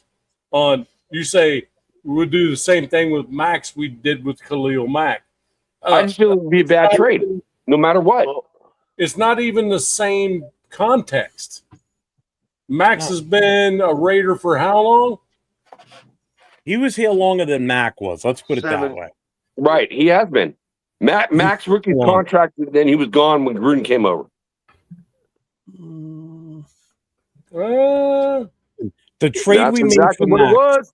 the trade we made when we sent him to Chicago, what we got in return before we made the moves, what we got in return for picks and everything was good. We did damn well with what we got for him for value. Okay. What we did with those picks was the issue. And I get that. Right. But to sit here and say right now in this at this moment in time that if we trade Max for something almost, let's just say it's equal to what we got for Khalil Mack. Okay. Even We though we know won't, it's not going to be. I know that. But let's say we get the same exact thing. So it's what we do. It's a good deal. It's a good value for what we're giving up for him and what we're getting in return. But it doesn't come to true form until we make those picks. And to sit here and say we're going to mess those picks up just like we did back then. First of all, the draft is a complete crapshoot. Everybody knows that. Okay. Right. You could grab the number one overall player that's touted as the number one, and it could be a complete bust. We've done that already, and it happened. So it does happen. Okay. Marcus, But you can't sit here Forever ago, though. But you can't sit here and say that every time we want to think about making a move, we can't do that move because we're going to fuck up those picks. That's the mentality that gets us stuck in this rut, that we never make big moves and we lose players and we get nothing for them. You know, like Derek Carr, we lost him. We got nothing for him. If they were so adamant about moving on from him, they should have traded him instead of just waiting till the end of the season, told him to go home so you don't get hurt on the facility and we're not stuck with your contract. We're just going to let you go instead of getting something for him. You know, it's shit like that. Everybody gets stuck in that mentality. And just like Money Truck said, it's the same type of people that say we don't want to draft QB in the first round because we did that with Demarcus Russell, and that's what happened. Yeah, 30 plus years ago. That's what I was trying to say. Yeah. That's what I was trying to say, too. It's the same mindset. It's like, we exactly. Can quarterback Past performance is not indicative of future events or results. Well, what do they say the definition of insanity is? Doing the same shit thing over and over again. Expecting to get different results. Okay, then Jeff, I'm going to throw this at you, bro. It's like they signed him for $36 million a year.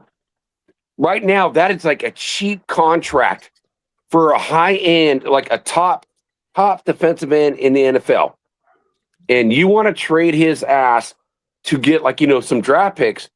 Okay, maybe they might be good, maybe they might not be good, maybe they'd be all-stars. I don't know.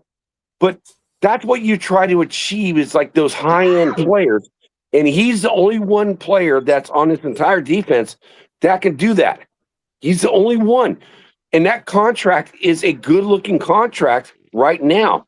So I'd rather right now it is because we signed him before Myles Garrett signed his. That was the smartest move we made. And this what's his name from Dallas? They traded, and he went to Green Bay, and they signed him for a big ass contract. So $36 million a year versus like $48 million a year. That's a $12 million a year difference. Fuck the money. I don't give a fuck about the money. Take the money out of the equation. But stop right there for a second. So Dallas trades away Micah Parsons, right? And what did they do after that? They brought in a couple of defenders that changed that team. That defense got better without Micah Parsons here. Because now they could really stop the run now with the guys they brought in. That defense is better now than it was when Micah was here, to be honest with you. Absolutely. It was nothing but a pass rusher. Yeah, that's all he was. That's all he was.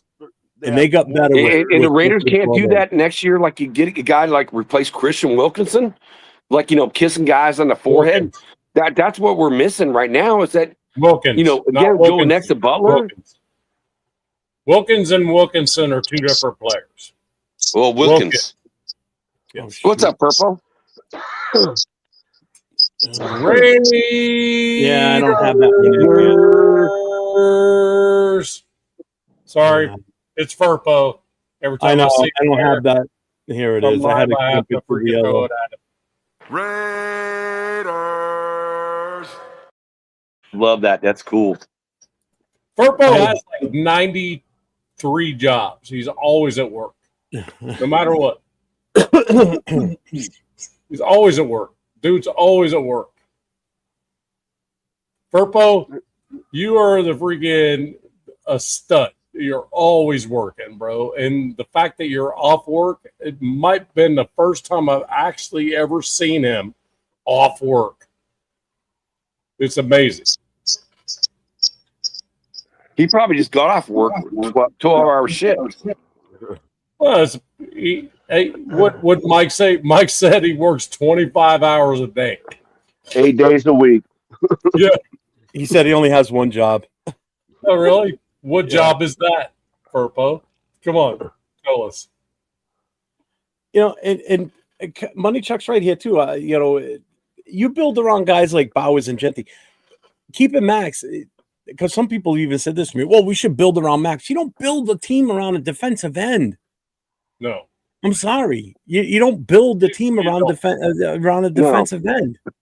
But why get rid of a guy that's like a cheap in We're not world getting rid today? of a guy. Again, take the money out of the equation. You and the money. Is it coming out of your pocket? Are you paying for it? Jeff, there's a thing called the salary cap in the NFL.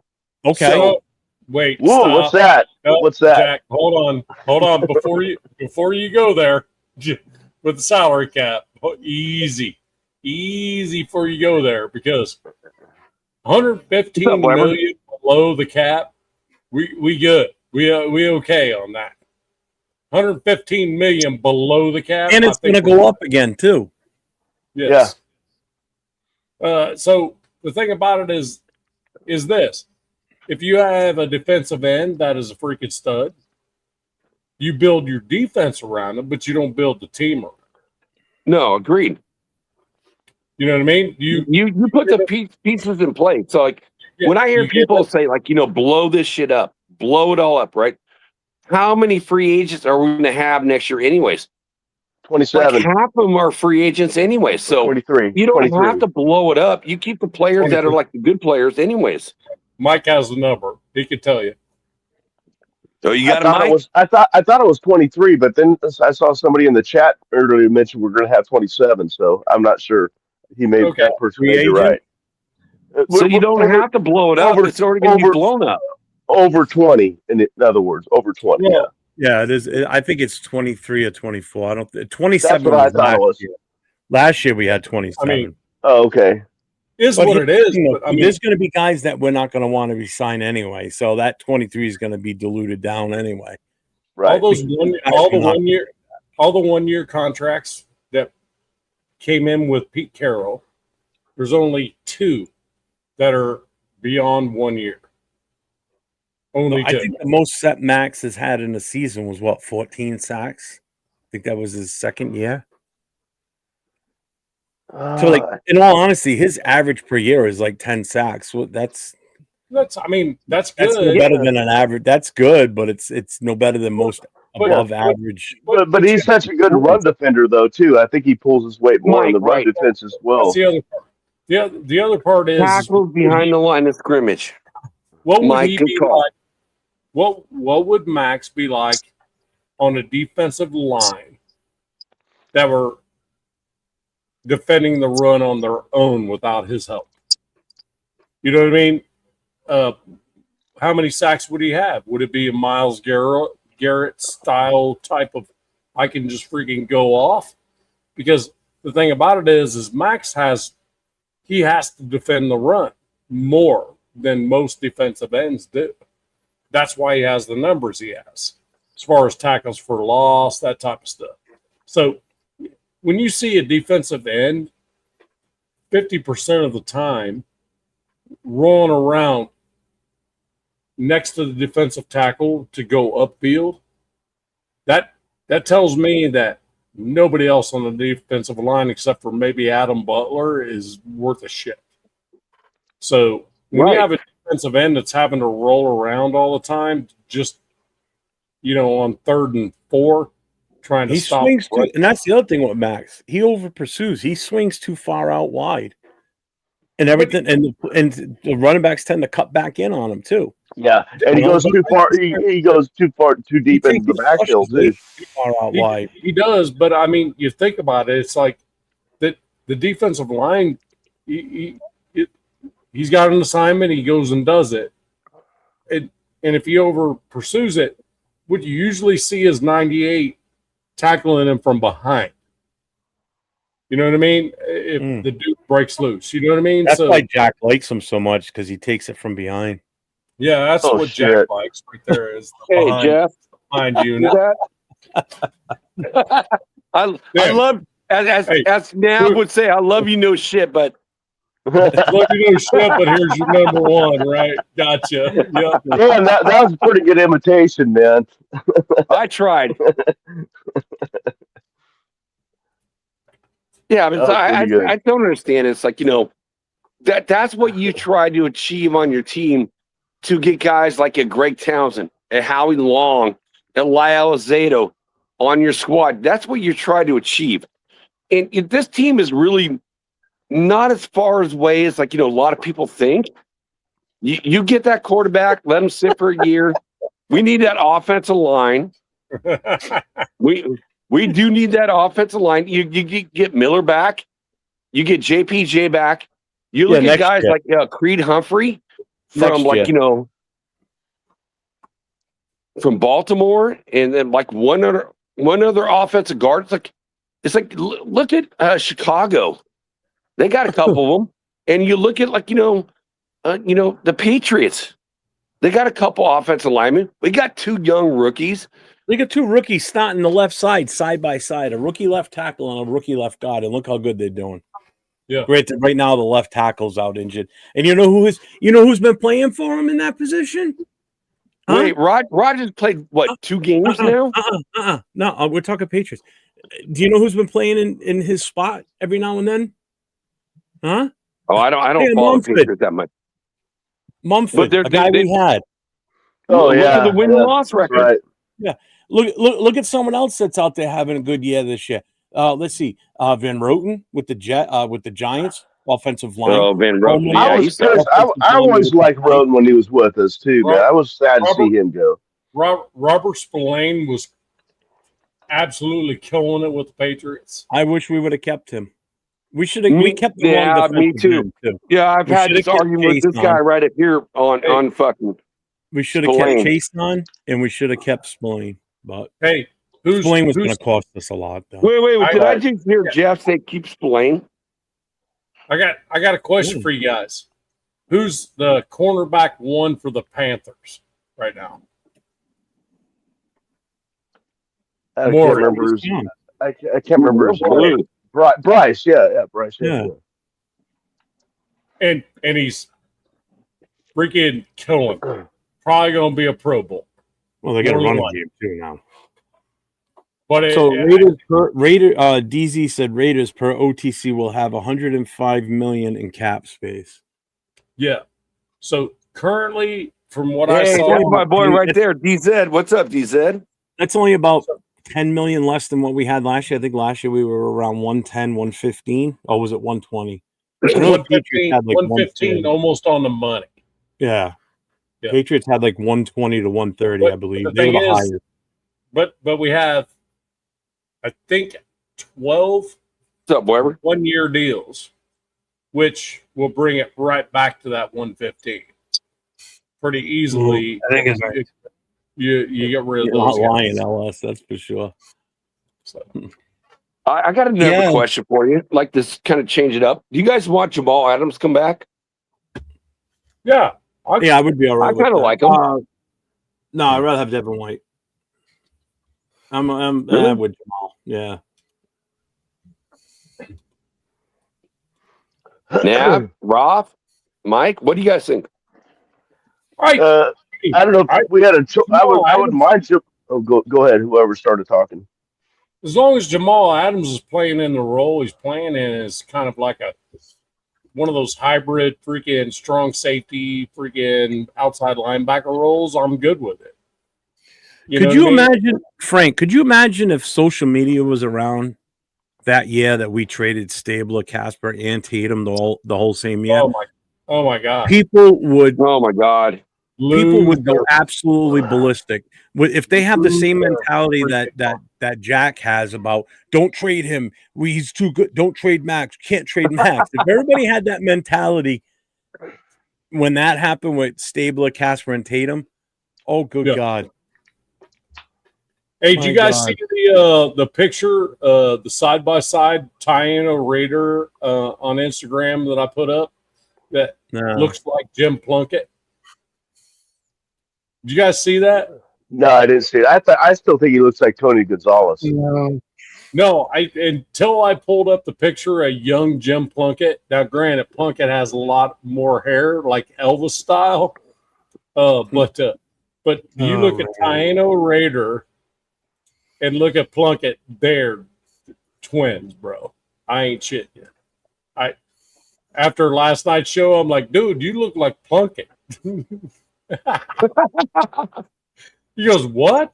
He goes, that's a compliment. I said, well, maybe. Let's see. So today I was kind of like, let me see what. I'm pretty sure he looks like Plunkett. So I did go on and find a picture of them side by side, and sure enough, he definitely looks like Jim Plunkett. Dude, Plunkett is a big man. I met him like in 1987 when Notre Dame, Nab, Mike, like when Tim Brown was on the team. I've heard this story. But not everyone in the chat is like knows this. So I was in the parking lot. Well, I met him going to the bathroom in New and England, like grab a drink, and I met Jim Plunkett in the parking lot. And it's like that dude's a big dude. You know, me and Nab was like 6'2", and he's taller than either one of us. He's a big dude. I've seen him. He was in the parking lot in Oakland a lot. Yeah, I met him a few times. He's a nice guy. Hey, did you see Mark Gastineau freaking had a freaking a meeting with freaking Favre, screaming at Favre saying, I want my fucking sack back. Did you see that? What? No. So Favre gave up on that freaking one play that gave Michael Strahan the freaking sack lead. Oh, yeah.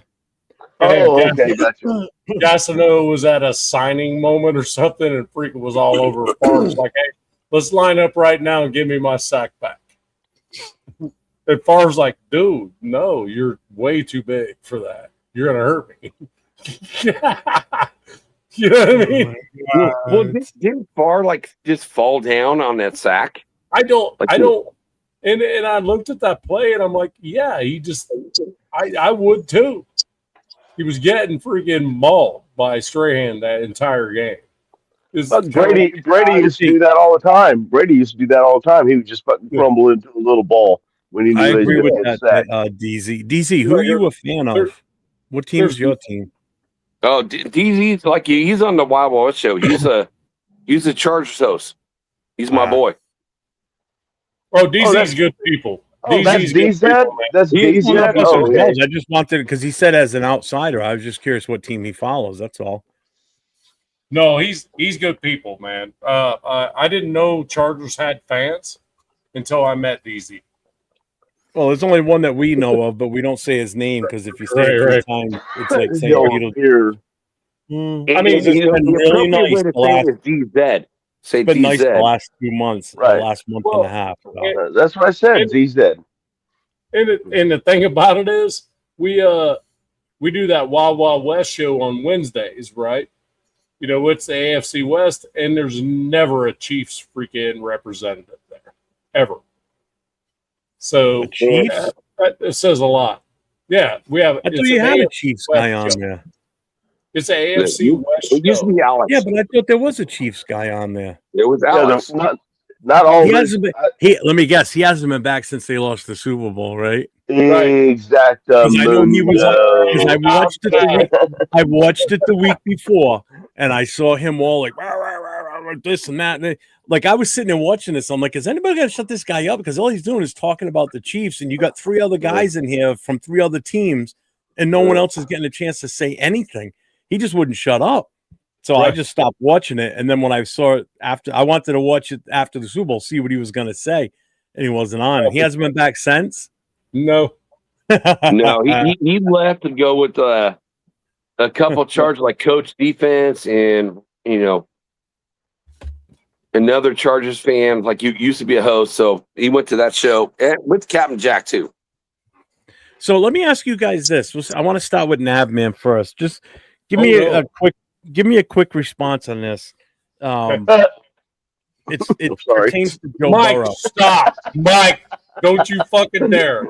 Hey, I didn't do that on purpose. I swear to God. What did he say? I laughed when you said, "Give me a quick response." Joe Burrow. I'll do my best, Jeff. I'll do my best. All right, Joe Burrow. If he's serious about not wanting to come back, do we make a move? No.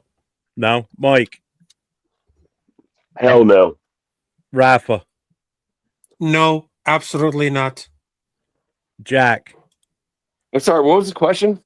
It's like a Chiefs. I'm trying to read the chat and going on my phone. About Jack Burrow. Yes If or Joe, no?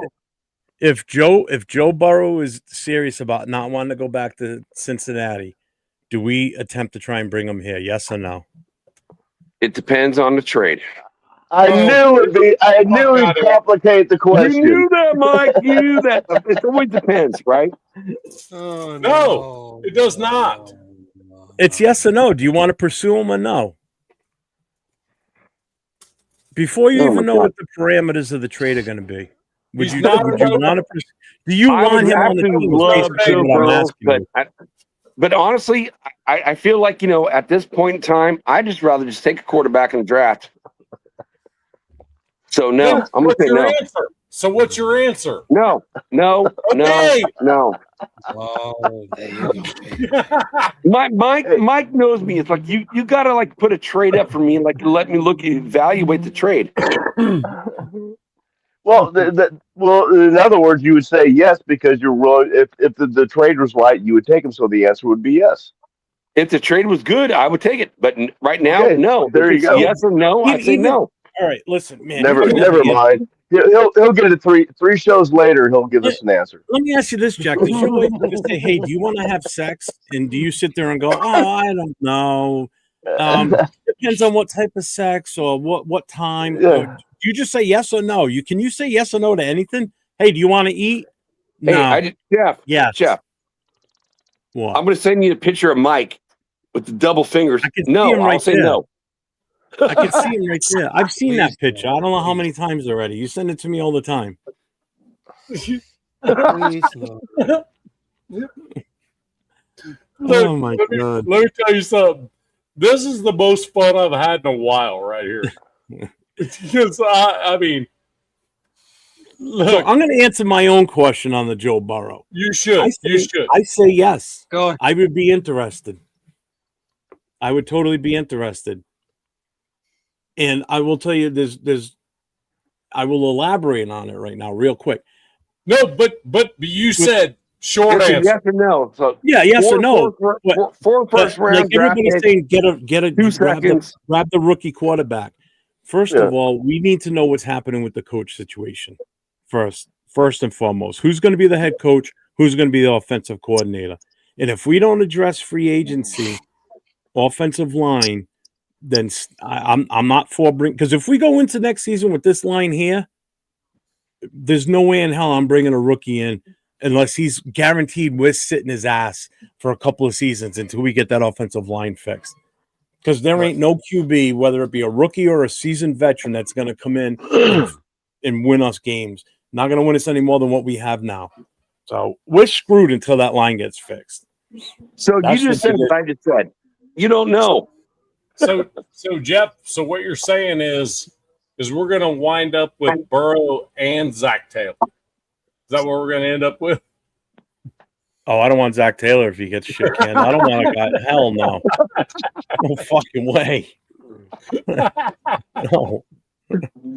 Oh my Again, God. I don't want a retread. I don't want somebody that's been like, I don't want a Gruden or, I don't want another Pete Carroll situation.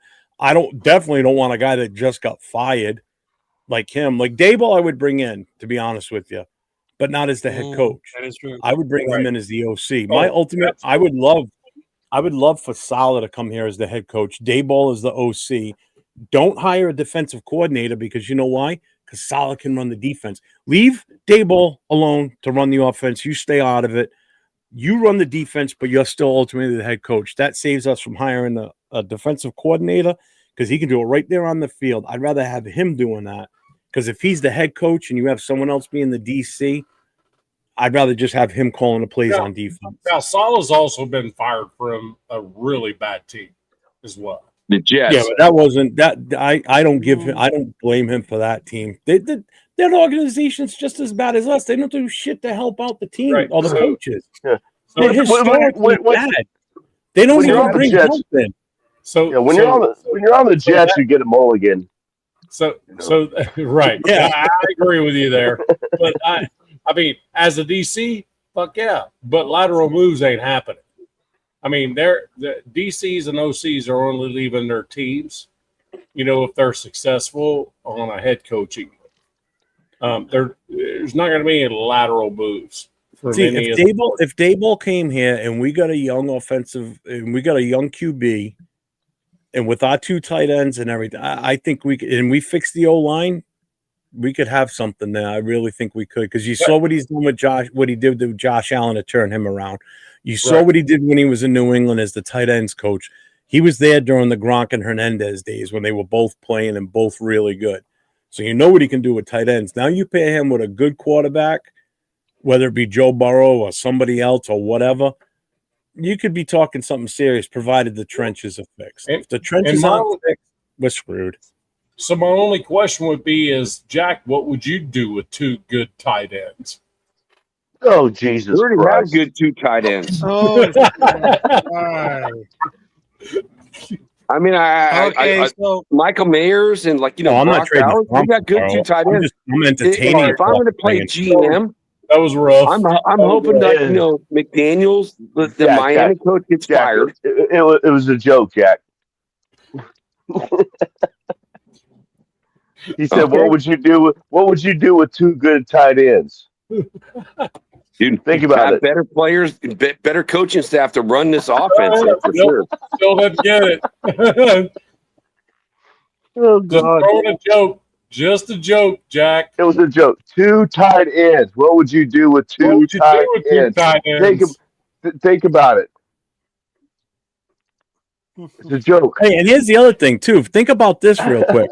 So if you brought if Saleh if Saleh and Daboll were both here as coaches, right?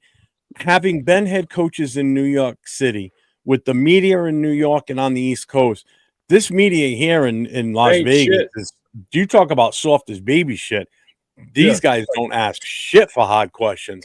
No, our coaches right now, if the media guys in our media room were to go to New York, they'd get lost in the shuffle. They wouldn't get a single question asked picked out from them because they don't ask aggressive enough questions. That New York media is no joke, man.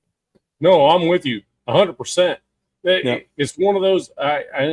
It's like every single presser I'm watching, I'm like, wait, am I watching last week's presser or is this the?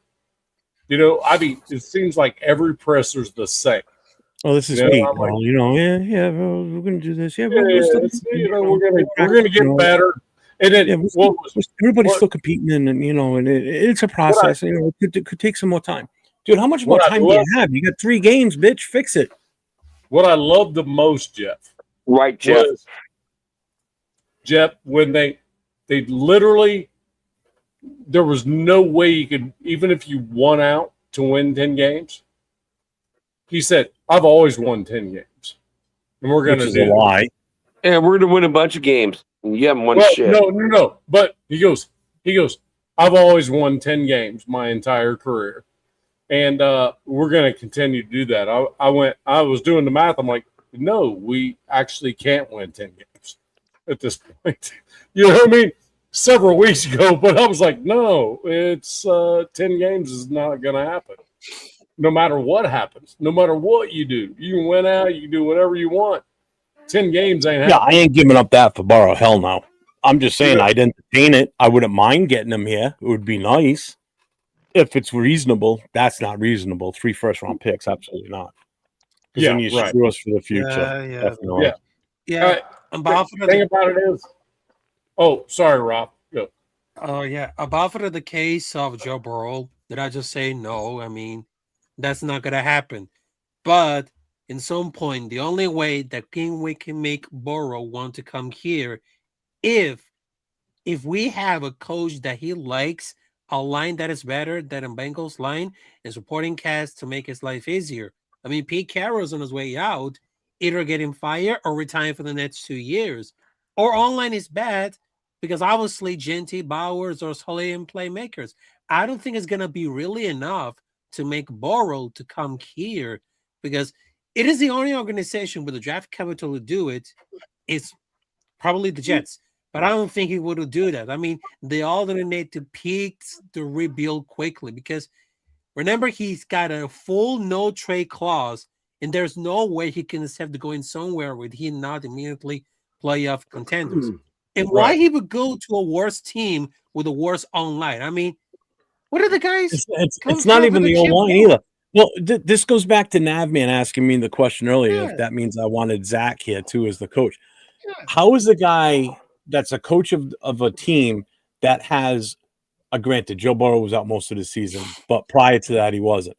A guy that had Joe Burrow as his quarterback, Jamar Chase as your wide receiver, right? T. Higgins as your other wide receiver, Trey Hendrickson. Yeah, and a good defensive end, I think, is probably better than Max, to be honest with you. Granted, he's on the IR right now. Oh no. Why would he go? Why can he not win with that type of talent? And then we want to have him come here where we've got less talent. All we really have on offense in the receiving category is a tight end and Brock Bowers. What do you have that's equal to T. Higgins or Jamar Chase on our team? No one. No. Brock is the closest to Jamar Chase on our roster. No, Brock's and he ain't a wide receiver. He's a tight end. You know, you have nothing. You've got a running back that we're still jury's out on because we can't give him the room to run. You know, we can't block worth the shit for the kid. Right. Agreed. So it's like, why would he come here? Why would why would we want him here when he couldn't get it done with the talent he's got there? But the thing about it is, hell no. I definitely wouldn't want that fucker here. If you throw that guy, I would take if the price was Burrow right. would get so hurt so fast, it'd be like unreal. Even if you did, you threw that kind of money at Burrow, and he actually decided, "Yep, I'm gonna go to the Raiders." At the point you do that, then you just fucked everything else up because at this point the salary cap changes.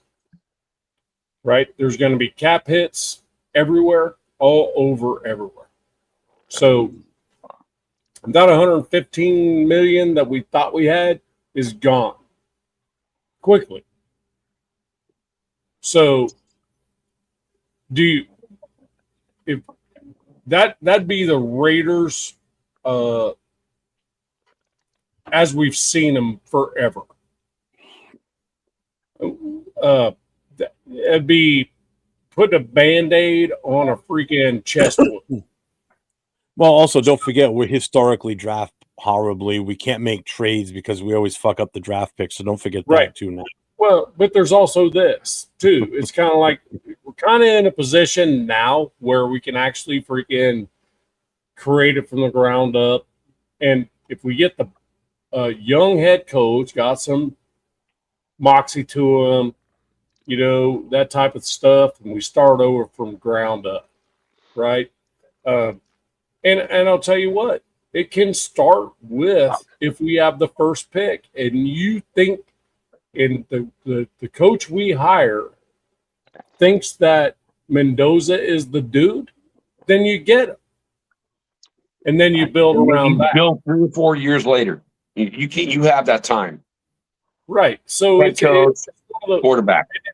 Or you can be the Commanders who sucked, flat sucked for many years, got Jaden Daniels and went to the NFC Championship game. You know, accidentally. You know, Well, so I think if they didn't have Cliff Kingsbury, I don't think Jaden Daniels would be as good. He just knows how to use the kid. No, I'm with you. I'm with you. But it's one of those where it's like, do we keep doing what we're doing? Or do we just erase it? Just go to the chalkboard, erase the whole fucking thing, and start to fuck over. Mm-hmm. The thing about it is, though, if you have the number one pick and the coach you hired to turn this shit all around says, I want this quarterback. Doesn't matter if it's Dante Moore, Mendoza, I don't care who it is. The beauty of it is if it's Dante Moore that they want, cool. You can actually trade back and get that guy. You know what I mean? So that's cool. But the thing about it is it has to be done as a complete reset. If it's done that way. You can't bring Tomlin in. You can't bring all these folks in, old heads in. If it's going to be a certain way and you're going to reset the deal, reset. You know, don't be afraid that Jamarcus Russell was the last freaking quarterback that we drafted in the first round. The dude is a freaking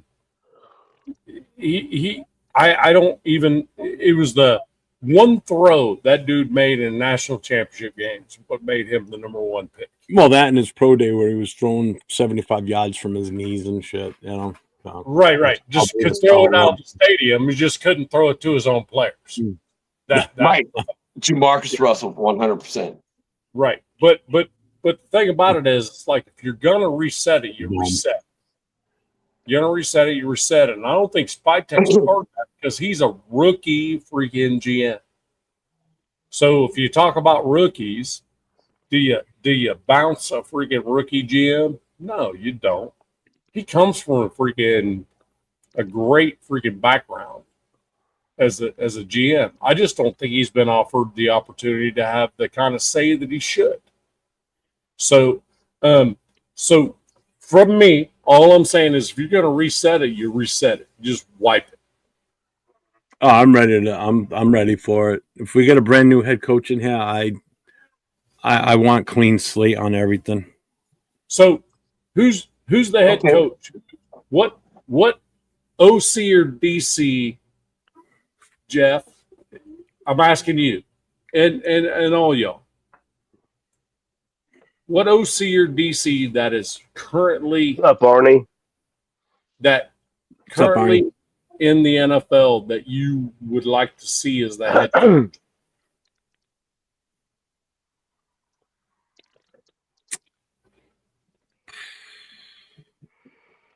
I like Joe Brady as an option.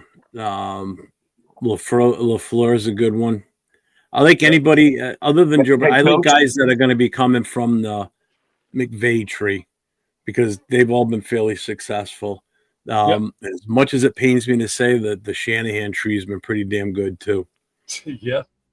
You know, Kubiak is another good option too. I just saw Money Chuck put that name up. I know people have been throwing around. We're talking just head coaches. Never mind. Yeah, those are pretty much. I think I would narrow it down to those. And if anybody that's been a former head coach that I would want to come in here would be Saleh would be the only one I would pick right now.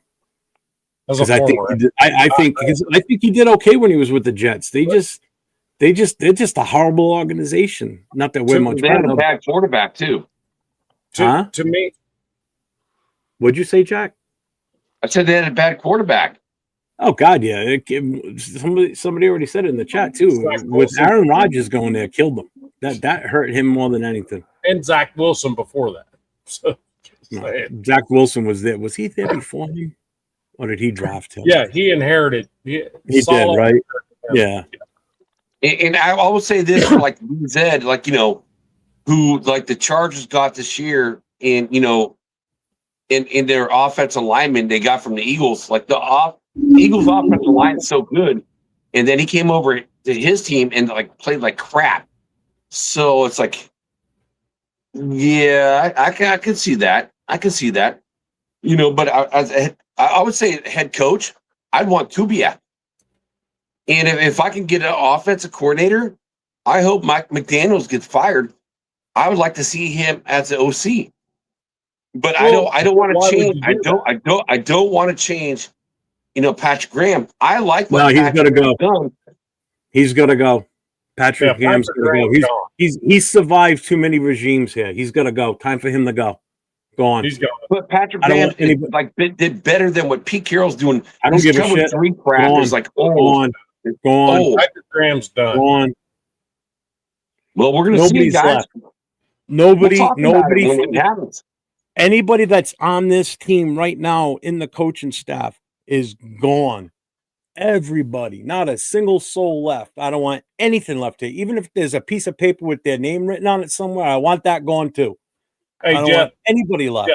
Jeff, if there's one dude that's left on that coaching staff, it'll be Greg Olson. One dude. Why? No, see you later to him too. No, Oh, but no, if there is one, Greg Olson. but I'm if sorry, there is he's one, it gone. would be Greg Olson. No.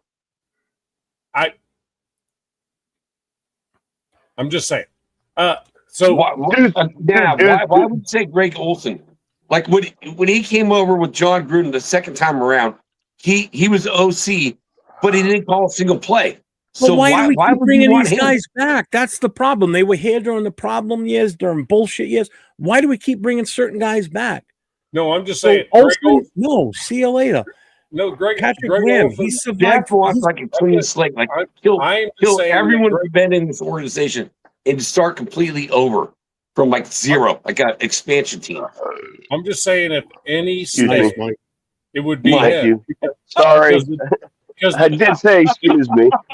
the dude Trust my actually bro. freaking knows how to coach football, and knows how to control a locker room. That'd be the only thing. I don't see him back.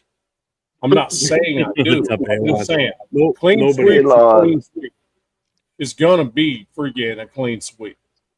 If it's not a clean sweep, then we're gonna be dealing with the same shit next year we dealt with this year. I don't even want the coaches. I don't even want the coaches staff photo left on the wall in the hallways. I want that going too. Get I rid of want to all act of as if they were never even here. Yeah. Okay, I'm Mike, I got to totally ask with you you. a question. What defense do you feel like the scheme was better? Patrick Graham's 4-2-5 versus Pete Carroll's cover 3, which hasn't been used like since the 90s. You can't even compare them. They're totally different. Two different. You're going to look at the that's what we're dealing personnel. with, right? You're It's going to look not at the even- personnel. We it's don't not even even have the personnel to run the defenses like he had in Well, Seattle. I asked Mike that question, Jeff. Yeah, but you I can't. love That's you, not no even a shit, fair but- question, is what I'm saying. Patrick Graham's not going to be out of the NFL. He's just not going to be in the No, race. it's not here anymore. See ya. To answer your question, Jack, I think what Jeff is saying is we just need an overall sweep. I mean, except for Deuce Gruden. No, that dude's got to stay on the team. I mean, you got to keep Deuce. Deuce Gruden Hey, is what's up, 805? fucking monster. And that's Hey, a total gonna get joke. carried, bro. That's a total joke. But anyway, I But mean, if you're gonna start over, you got to start over. I'm going to Yeah. I do mean, my I would like to keep Rob Leonard, but I mean, if you're gonna make a clean sweep, you got to make a clean sweep. I mean, I'm gonna do You my gotta cut best. ties, man. You gotta cut ties. You want to do a true rebuild, then you can't have any. You cannot have anybody left from Right. past regimes because you want somebody coming in that's on the same that is going to be on the same page as you. So if you hire me as the head coach, I don't want anybody left. I want to bring in the people that I know are going to be with me 100%, are going to follow the plan that I'm setting going forward for the team. I don't want anybody that's been here before going, well, when Patrick Graham was here, we did it this way. No, piss off. You're gone. Right. Sup, I'm gonna 805? do my- So, Jeff, I'm I gonna have a do my- question for you. Hang on. So, that man's I trying to talk. feel like Patrick Graham's going to be here. So, if Patrick Graham gets let go, who's going to be the DC? Nobody. Until Nobody? next- Whoever the head coach No. hires. Who's going to be? He's Who's not going to getting, be he's not DC? getting fired Who do you today. think it's going to Jack. be? He's not getting fired today, Jack. He's going to I get know, fired in but I now feel like soon. Patrick Graham's going to stay another regime, which he's done for the last 3 regimes because he's that good. He's a Yale graduate. He's smart. What do you mean he's that He knows good? his shit. How is You know he that how- good? You know how on your phone where you just like you had an app on there and you just slide it to the right? That's what the entire coaching staff needs to be. Like slide to the right. You know what I mean? It's like scrubbing a hard drive on a computer. Just nothing left. Get rid of every Yeah, it's file. like I do like Philbin too, offensive line, assistant offensive lineman coach. But Brandon Carroll's there who fucks there are everything dudes- up every single week. I like him. There are dudes I like there, but we're done with that shit. We Oh, need to wait a minute. start Hold on. over. Now, hold on. What did you just say, Jack? You like who? Philbin. Oh. Well, you said I like him, and then you said Brendan Carroll. You didn't say Philbin's No, I name. said I like Philbin. I hate Brandon Carroll. Dude, I've been saying fire Brandon Carroll for like week 2. Well, not just you. Everybody. I in fucking Raider hate Nation Brandon Carroll. is- It's like, Steve the That's no son. secret. You got to But fire the the Patriots- entire We family. got questions. Yeah. We got questions from Arnie. I just want to address these questions from Arnie real quick. Cool. Who's the best QB in college football right now? I got to go with whoever won the Heisman at this point because that's the consensus. Unless you have Paiva and he thinks it should be co Heisman Trophy winners. Did you Probably see is that? a fucking douche. The shit that he pulled, that And I love the fact that he's also calling out he's pulling out the because he's Mexican. The guy that won it's last name is Mendoza. He's he so by the Hispanic way, or yeah. heritage or something. I don't know. But I just think it's funny. I gotta go with Mendoza. And I'm like, wait, Pavia, I think that's actually Italian. He dresses like he's Italian. Yeah. Question: what is the confidence level in Spy Tech rebuilding the Raiders, hiring a new head coach? If we don't get rid of, if he stays as the GM, I have to have all the confidence in him in the world. As long as Mark Davis stays out of the equation, Mark Davis cannot get his hands in there and say, "Oh, we're going to hire this now," because that's how we got stuck with Pete Carroll. Yep. Doing that. Right. Wow, Alabama just beat Oklahoma. Just a update, 34-24. Oh, That did you game was see on that tonight? last one? Hey, did you Yes. see that last one? Which last one? The last comment. Weber. No, Jeff. There was a comment before that. If we get Mendoza, Oh, the one from Hey, Chuck. Oh, what but the about Indiana's coach. Signet. Let me tell you something. So he's not young, okay, but he's young. He's young as far as that's concerned. I will tell you, as an Indiana guy, that Signetti's not going to be an NFL coach. He's not going to do it. Wow. It's just not going to happen. So, Just to give you a quick recap, Jeff. Oklahoma came out 17-0. Really? Over Alabama. Alabama in the second half. By the end of the third quarter, they had like 14 yards of total offense in the second half. right. Alabama or Oklahoma did, and they just then started throwing interceptions and everything else, and and then their field goal kicker misses 2 field goals that would have made it a 1-score game, but they lost 34-24. I forget there was a game on tonight. I would have been watching in the background. So Miami's on tomorrow night at 5, or it'd be 8 your time. Well, there's 2 games on. There's 2 NFL games tomorrow too. Remember that, people that are in fantasy football. That's right. Yeah. So, Saturday games start.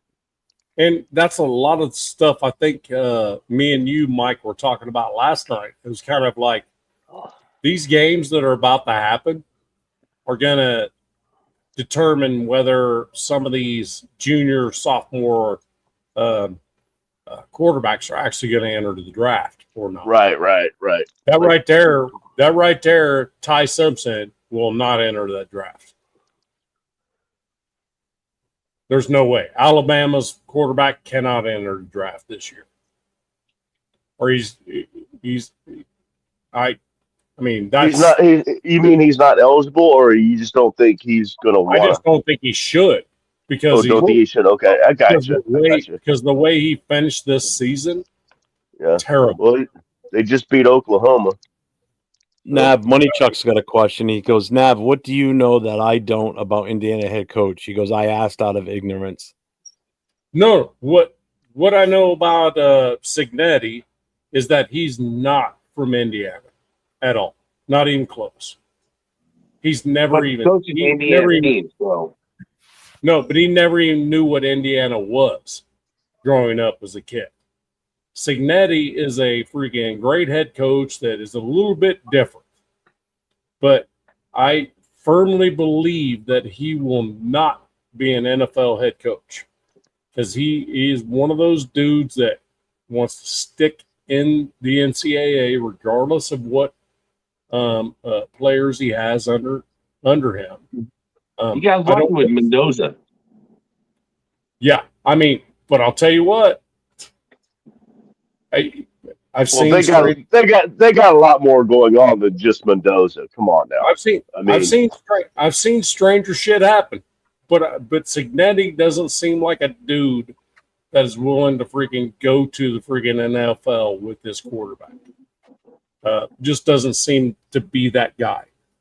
Look, I born and raised in Indiana, man, and IU being anywhere near even having a bowl game as a football team, kind of crazy. Yeah, what the fuck are you pointing at? I'm pointing. I'm curious because I pointed at Nav because I know Nav is a Notre Dame fan. I know Mike's a Notre Dame fan. I'm a Notre Dame fan. Jeff, I don't even know who's your college team. The CCRI Knights. Who the fuck are they? The Community College of Rhode Island Knights. CCR, Queens Clearwater Revival. Come on, man. Yeah. I really don't have one. I like that, Mike. I really don't have one. I mean, I'll watch Notre Dame. I'm just curious, like, I know I'm trying to answer the question. Fan, so. I know you're curious. I'm trying to answer it. I don't really have, like, I can't sit here and say, oh, I like these guys, without a doubt, blah, blah, blah. Growing up, like when I was in high school, I really liked Oklahoma, and I think a lot of that was because Boz was there, and there was just so much hype on him. But I also Oklahoma because I actually had my all my test scores and everything from high school sent there because I wanted to go to Oklahoma because of their fire school. They had like one of the best fire schools in the country. I wanted to go there to get my fire science degree. So by default, I kind of became a little bit of an Oklahoma fan, but I've always been interested in watching Notre Dame. I mean, in all honesty, who I watched probably more football of in college is the Army and Navy, believe it or not. And I never served, but I just like the discipline that you see in those games. They're not throwing the ball all over the field. They're strictly hard-nosed. That's an offensive lineman's dream right there, is to play for one of those teams because it's a run game first, and as a lineman, oh, hell yeah, I'd do that all day long. I want my running back to have a 200-yard game every game. Jeff, it's a different beast. Well, Great, Jeff. You just gave Bob the opportunity to tell how Navy beat my Army team. I'm not going to go there. I mean, it was pretty clear this year who the better of the two teams were. It was one of those off years where it wasn't going to be that good of a game. But I didn't think it was going to be, but it turned out to be a good game. Now, we had you guys close, man. 16-17. Come on now. It's not like you kicked our ass. The What's up, funny Bush Raider? part of this is Nugget Overdose said Jeff's a Razorback hog. Yeah. Come on, you know that. I know. Yeah, Money Chuck. That was my answer to you. I've not met the dude, but I can tell that dude is all in IU. He's not all in and necessarily just about Mendoza. You know what I mean? He's all about freaking squaring this team away. Oh, by the way, Power 5 conferences, IU up until last year had the worst winning percentage of any Power 5 team in college football until Signetti. Oh, I know what I want to tell Nav and Mike. When I was in Philly last week, now obviously everybody knows last Saturday was the Army-Navy game, which I watched. This is the first year, and I don't know how many years that I didn't actually get to watch it because we were out and about in the city and wasn't able to really watch it. But I always watch that game because I just like the respect that they have for each other, the tradition at the end of the game between the winners and the losers, with the respective branches songs and everything. But at the hotel Friday night, I'm outside having a cigarette. Some guy walks by me and he's got a long, and I could tell it was a military style, like a long winter coat, the long dress jackets, like the wool ones. And those things are fucking nice. All I saw was USM because of the way he had it folded over his shoulder. So as you walk by, I'm thinking it must be USMC. So I went Go Navy because I know Marines usually cheer for the Navy for that game because they're kind of like an off branch of the Navy anyway. So they actually, guys going into the Marines also play on the Navy team. Yeah. So I said to him, I said, Go Navy, right? And he stops dead in his tracks. And he turns and looks at me. He goes, "Did you say Go Navy?" I said, "Yeah." Now he's probably about your height, Mike. He's I don't really know how tall you are, but he's shorter than me. 5'10". I like 5'10". He's definitely shorter than me then. So he was a smaller dude, and he goes, and he holds up the back of the jacket so I can see the whole thing. It says USMA, so United States Military Academy. He's Army. So he goes, the guy looked like he was ready to kill me. I know Mike's proud about that. He goes, That's Navy. a funny story. I said, oh shit. I said, all I saw was the USM because of the way you had your jacket over your shoulder. I thought it was going to say USMC. He goes, no, man, Army. I said, hey, I never served. I said, my dad was in the Army. So I said, I'll say go Army right now then, So he came over. He actually shook my hand. We talked for a minute, and then he went on. Yeah. He was going to the game on Saturday. That's why he was there. But I looked at when I realized it was the same weekend we were going to be in Philly, and we're only 4 hours away from Baltimore at that point. Right. Just for the hell of it, I looked up the price of tickets. Yeah, that's as far as I went, was looking at them, because the cheapest ticket I found was like $1,100 to $1,500 range. Exactly. Those games are not easy to get tickets to. I am trying for something next season. Notre Dame and Navy are playing here in New England at Gillette Stadium next season. You like tradition. There's a huge tradition between Navy and Notre Dame too. Oh, I know that. I usually watch that game too. That's one of the other games that I tend to watch religiously every year, is the Notre Dame Navy game. Yeah, they helped each other out during World War. Yeah, they helped each other out in World War II. With their colleges. The Army Navy game is by far my favorite game to watch every year. And like I said, I ended up missing it this year. It's the first time I've missed it in a long time. The crazy part about all of it is this may all change quite a bit college football wise after this year.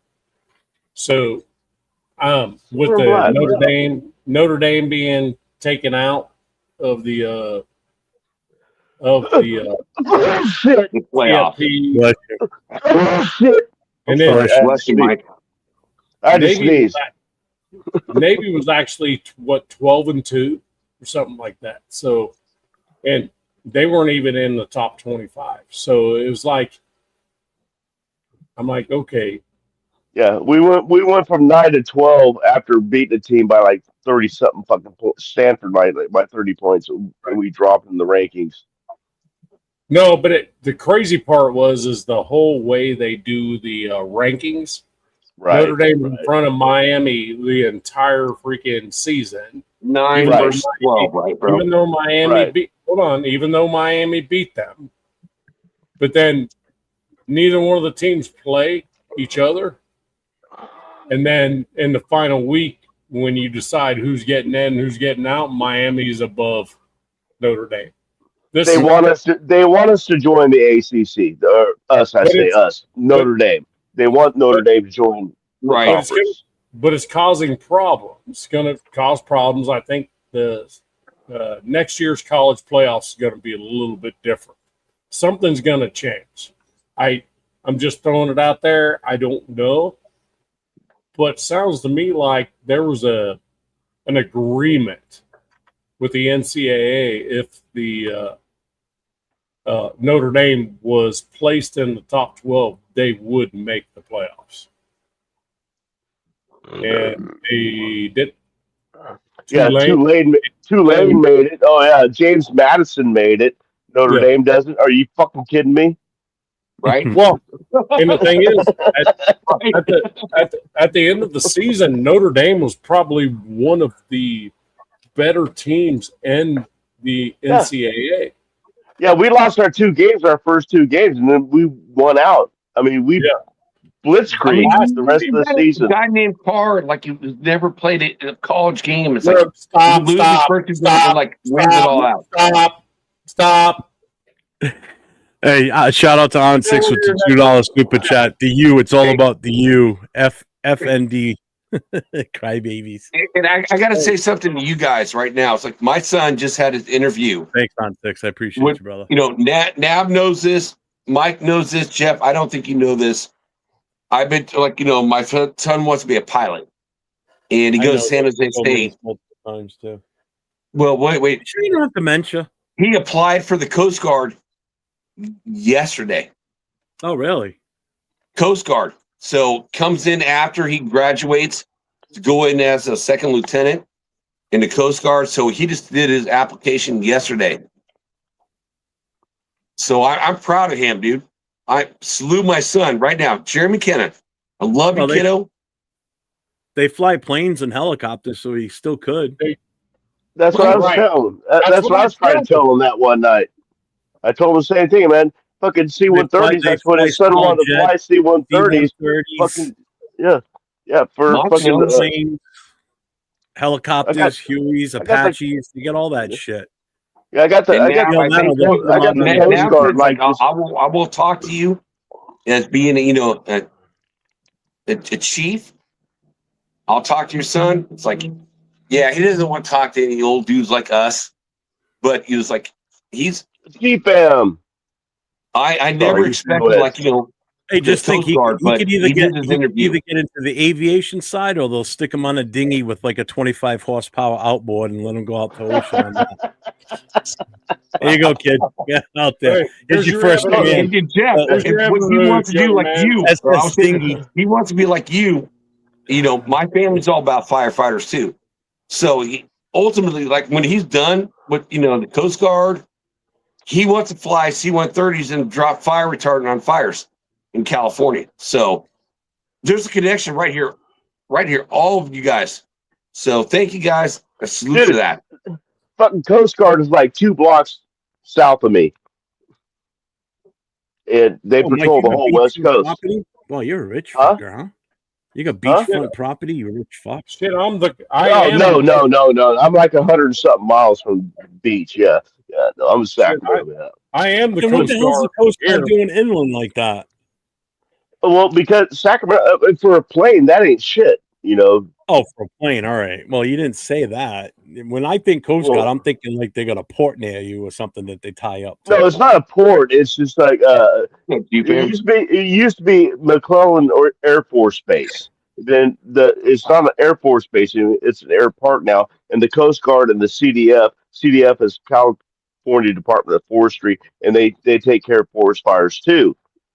And as far as dropping the retardant, and they all use the C-130s. They're Oh, flying by my house all the time. Alameda? Huh? Alameda? No, Sacramento. Oh, It's right. Sacramento. Okay. Well, Gotcha. it's actually North Highlands, but Sacramento County. Yeah, North Island. Well, I hate to bring this to an end. We're at 3 hours. I wasn't Yeah, even planning man. on being on this long tonight. Hey, love you guys, man. This is great. I had a blast with y'all, bro. Good time. So next Friday night will be the last Friday night mic drop with Chris and I. So next Friday night, make sure you guys tune in. Day after Christmas, we'll be on at 9 o'clock Eastern time, 6 o'clock Pacific. I don't know how long we'll be on for that night, but we will be on. And then starting on January 2nd is going to be the new show, the No Huddle, which is what this one is here. So anybody that came in late and missed the beginning of this, the first hour or so, I had Miss Peggy on, just her and I talking about the disaster with this team and her take on things. So, yeah. So going forward, the whole premise behind the new show, the No Huddle, it's not going to be strictly a Raider fan show. It's going to be more inclusive to fans of other teams. So if there's fans of the Broncos in the chat and they want to come on screen, I'm going to bring them on. We can talk their team. So it's not going to be strictly a Raiders chat or Raiders type show. So it's going to be, like I said, more inclusive. We're going to cover more NFL teams is what I want to do. So I got a new theme song and video coming up. I got a buddy of mine that's putting the video together. I wrote the song and did it last night. So that's all done. So he's just putting together the video clips to make it into an actual intro outro. So nice. So that's it, everybody. I don't know. I may be on tomorrow night. The last call is no longer on Saturday night, so we will not be on tomorrow night with the last call. And the Monday morning quarterback is no longer also. So both of those shows are off the air. Why? I was just curious. Or should I ask you off screen? I can fill you in. I'll ask you off screen. I'm sorry. Tell me too, Jeff. All right. Hey, Jeff, just want to tell you one thing, man. Go for it. You the man, bro. I appreciate that. Love you, no shit. You're welcome in my world. I'm welcome in yours, I think. Yep. No matter what it is. I know we only met each other face to face on YouTube, but I feel like you're a brother of mine. So thank you very much for having me on. No, you're welcome. We'll all meet up at some point in the future, I'm sure. Yeah, that's the goal. Is to meet more people that do these shows like this, and but it's going to take me getting out of New England to do it. So sure. Well, get your ass to Bakersfield, bro. Why the fuck would I go to Bakersfield before I go to Vegas? Well, I'm not going to go to Bakersfield for a weekend when I can put that money towards going to Vegas. No offense to anybody that goes to the Bakersfield or runs Vegas. Vegas is not what Vegas is not all that, bro. You got to realize I've never been to a home Raiders game. So to me, going to Vegas and seeing them play at home is going to be a tear out of the eye moment. Just like it was for me, the very first Raiders game I went to back in '94. Here in New England, I walked in and I saw our team on the field. It's like I could feel the tear build up in the corner of my eye. I saw that in my wife's face this past Sunday. That was her first NFL game, obviously her first Raiders game too. That's awesome. She had it. You could see it in her face. She was just like so happy to be there. Froze our goddamn asses off, but it was worth every minute of it. So she had a blast. So. G-Fam, why you got to be such an asshole, bro? What is G-Fam saying? He says, get a room. Nugget overdose, yes. Fam, so G-Fam, if you want to come on the show and be on camera and talk about your team, you're more than welcome. So spread the word if you know anybody that's a fan of a team that's not the Raiders that want to be involved in that show on Friday nights. By all means, let your friends know. If you live somewhere that you're around fans that aren't Raider fans and they want to talk their team, This is what this show is going to be turning into in 2 weeks. Yep. And Bueno, this is when we were in Philly, we went to Mitchell and Ness, their actual flagship store in Philly, and that's the hat. I got that there. Nice. Yeah, it's nice. It's nice snapback captain's hat. I got that hat and it's old school Shield. I like that. yeah, and my guy LV Gear gave me this hat too. So I went from having no actual baseball hats that I could wear with Raiders stuff on it to I got the LV hat, and now I got this one. Nice. You know how much I got this hat for? Take a guess. I bet you won't guess. $25. Oh, you son of a bitch! Right on the money. Good call, Mike. It's Hey, actually it's actually $32. $45. Mike gets $45 for that. It was $32 on the shelf, but they were having a special on headgear, and they had a rack with all hats that were marked down. So this was $32. I got it for like $25. I should have said a higher number. So Kind of liked. my bad. I should have said a higher number.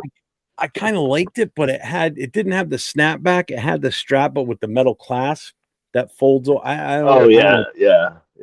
And they had a corduroy all one. about And the feel. they had a corduroy hat, and all I could think of was the pants I used to have to wear as a kid in the 70s. I'm like, not get a corduroy hat.